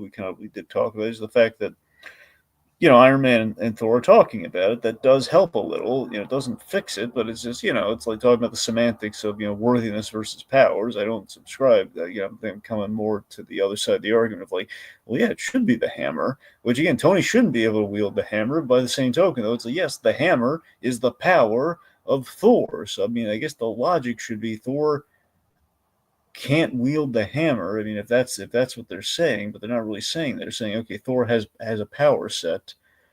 It just feels like, Iron Man did get the powers of Thor. Basically, he's really in shape. That's about it.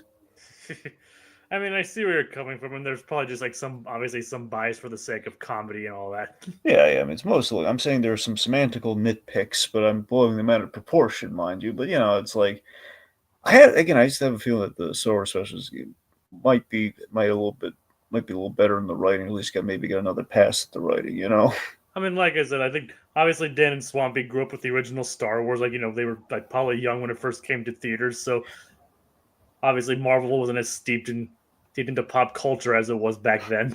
Yeah. So they're more intimate. They were more intimately familiar with that. And like I said, I personally, as I said before, I do think the Star Wars crossover is better executed on that front. I think the conflict is much better set up, and it's actually kind of acts as like a Rosencrantz and Guildenstern are dead of a New Hope, if that makes sense. If that makes sense. Oh yeah. I don't know. I think I mentioned that. I think I've mentioned that before. It's basically they take it like they instead of like doing what Family Guy did and just retelling the movie with the characters, they're actually inserting them into the plot. They're inserting them into the plot of Star Wars. They're telling a side story, which I think, like I said, which some people have ironically and unironically said it's like the best thing Disney ever did with Star Wars was cross it over with Phineas and Ferb. Believe it or not. But like I said, I actually do have a story of how that came to be later on. But obviously we'll get to that when we get to the episode itself. Like I said, but yeah. I still enjoy this. Not my favorite hour-long episode, but still I always think it's a good watch. And besides, it's one of the few standalone Phineas and Ferb episodes that's released on... They released this episode separately on Disney+, which is the funny thing. Mainly just so they could also group it in with all the Marvel animation, things like that. Right? Yeah. So, I still have fun. The Dragon, I think you had a bit of fun too. A little bit. I'm still so mad at Captain America, but Make that 32. Yep. Yeah, but I'm not gonna modify the counter now. But so yeah. Obviously, I think you'll probably like the other. You'll obviously like the Star Wars one more. But either way, I still had fun. Dragon had fun, but he probably had more fun like being salty about it than anything else. Right? Yep. All right. Well. And this is I think this is like probably our longest Phineas and Ferb podcast ever. Well, it was like an hour long, so. I mean, even our Summer Belongs to You one wasn't this long. I don't think. All right. So, thank you all for tuning in for this super-powered episode of Phineas and Ferb. So, make sure to join us on the next episode. In which case, Carl's searching for some thanks. And they finally reenact the Trojan War. Good night, everybody.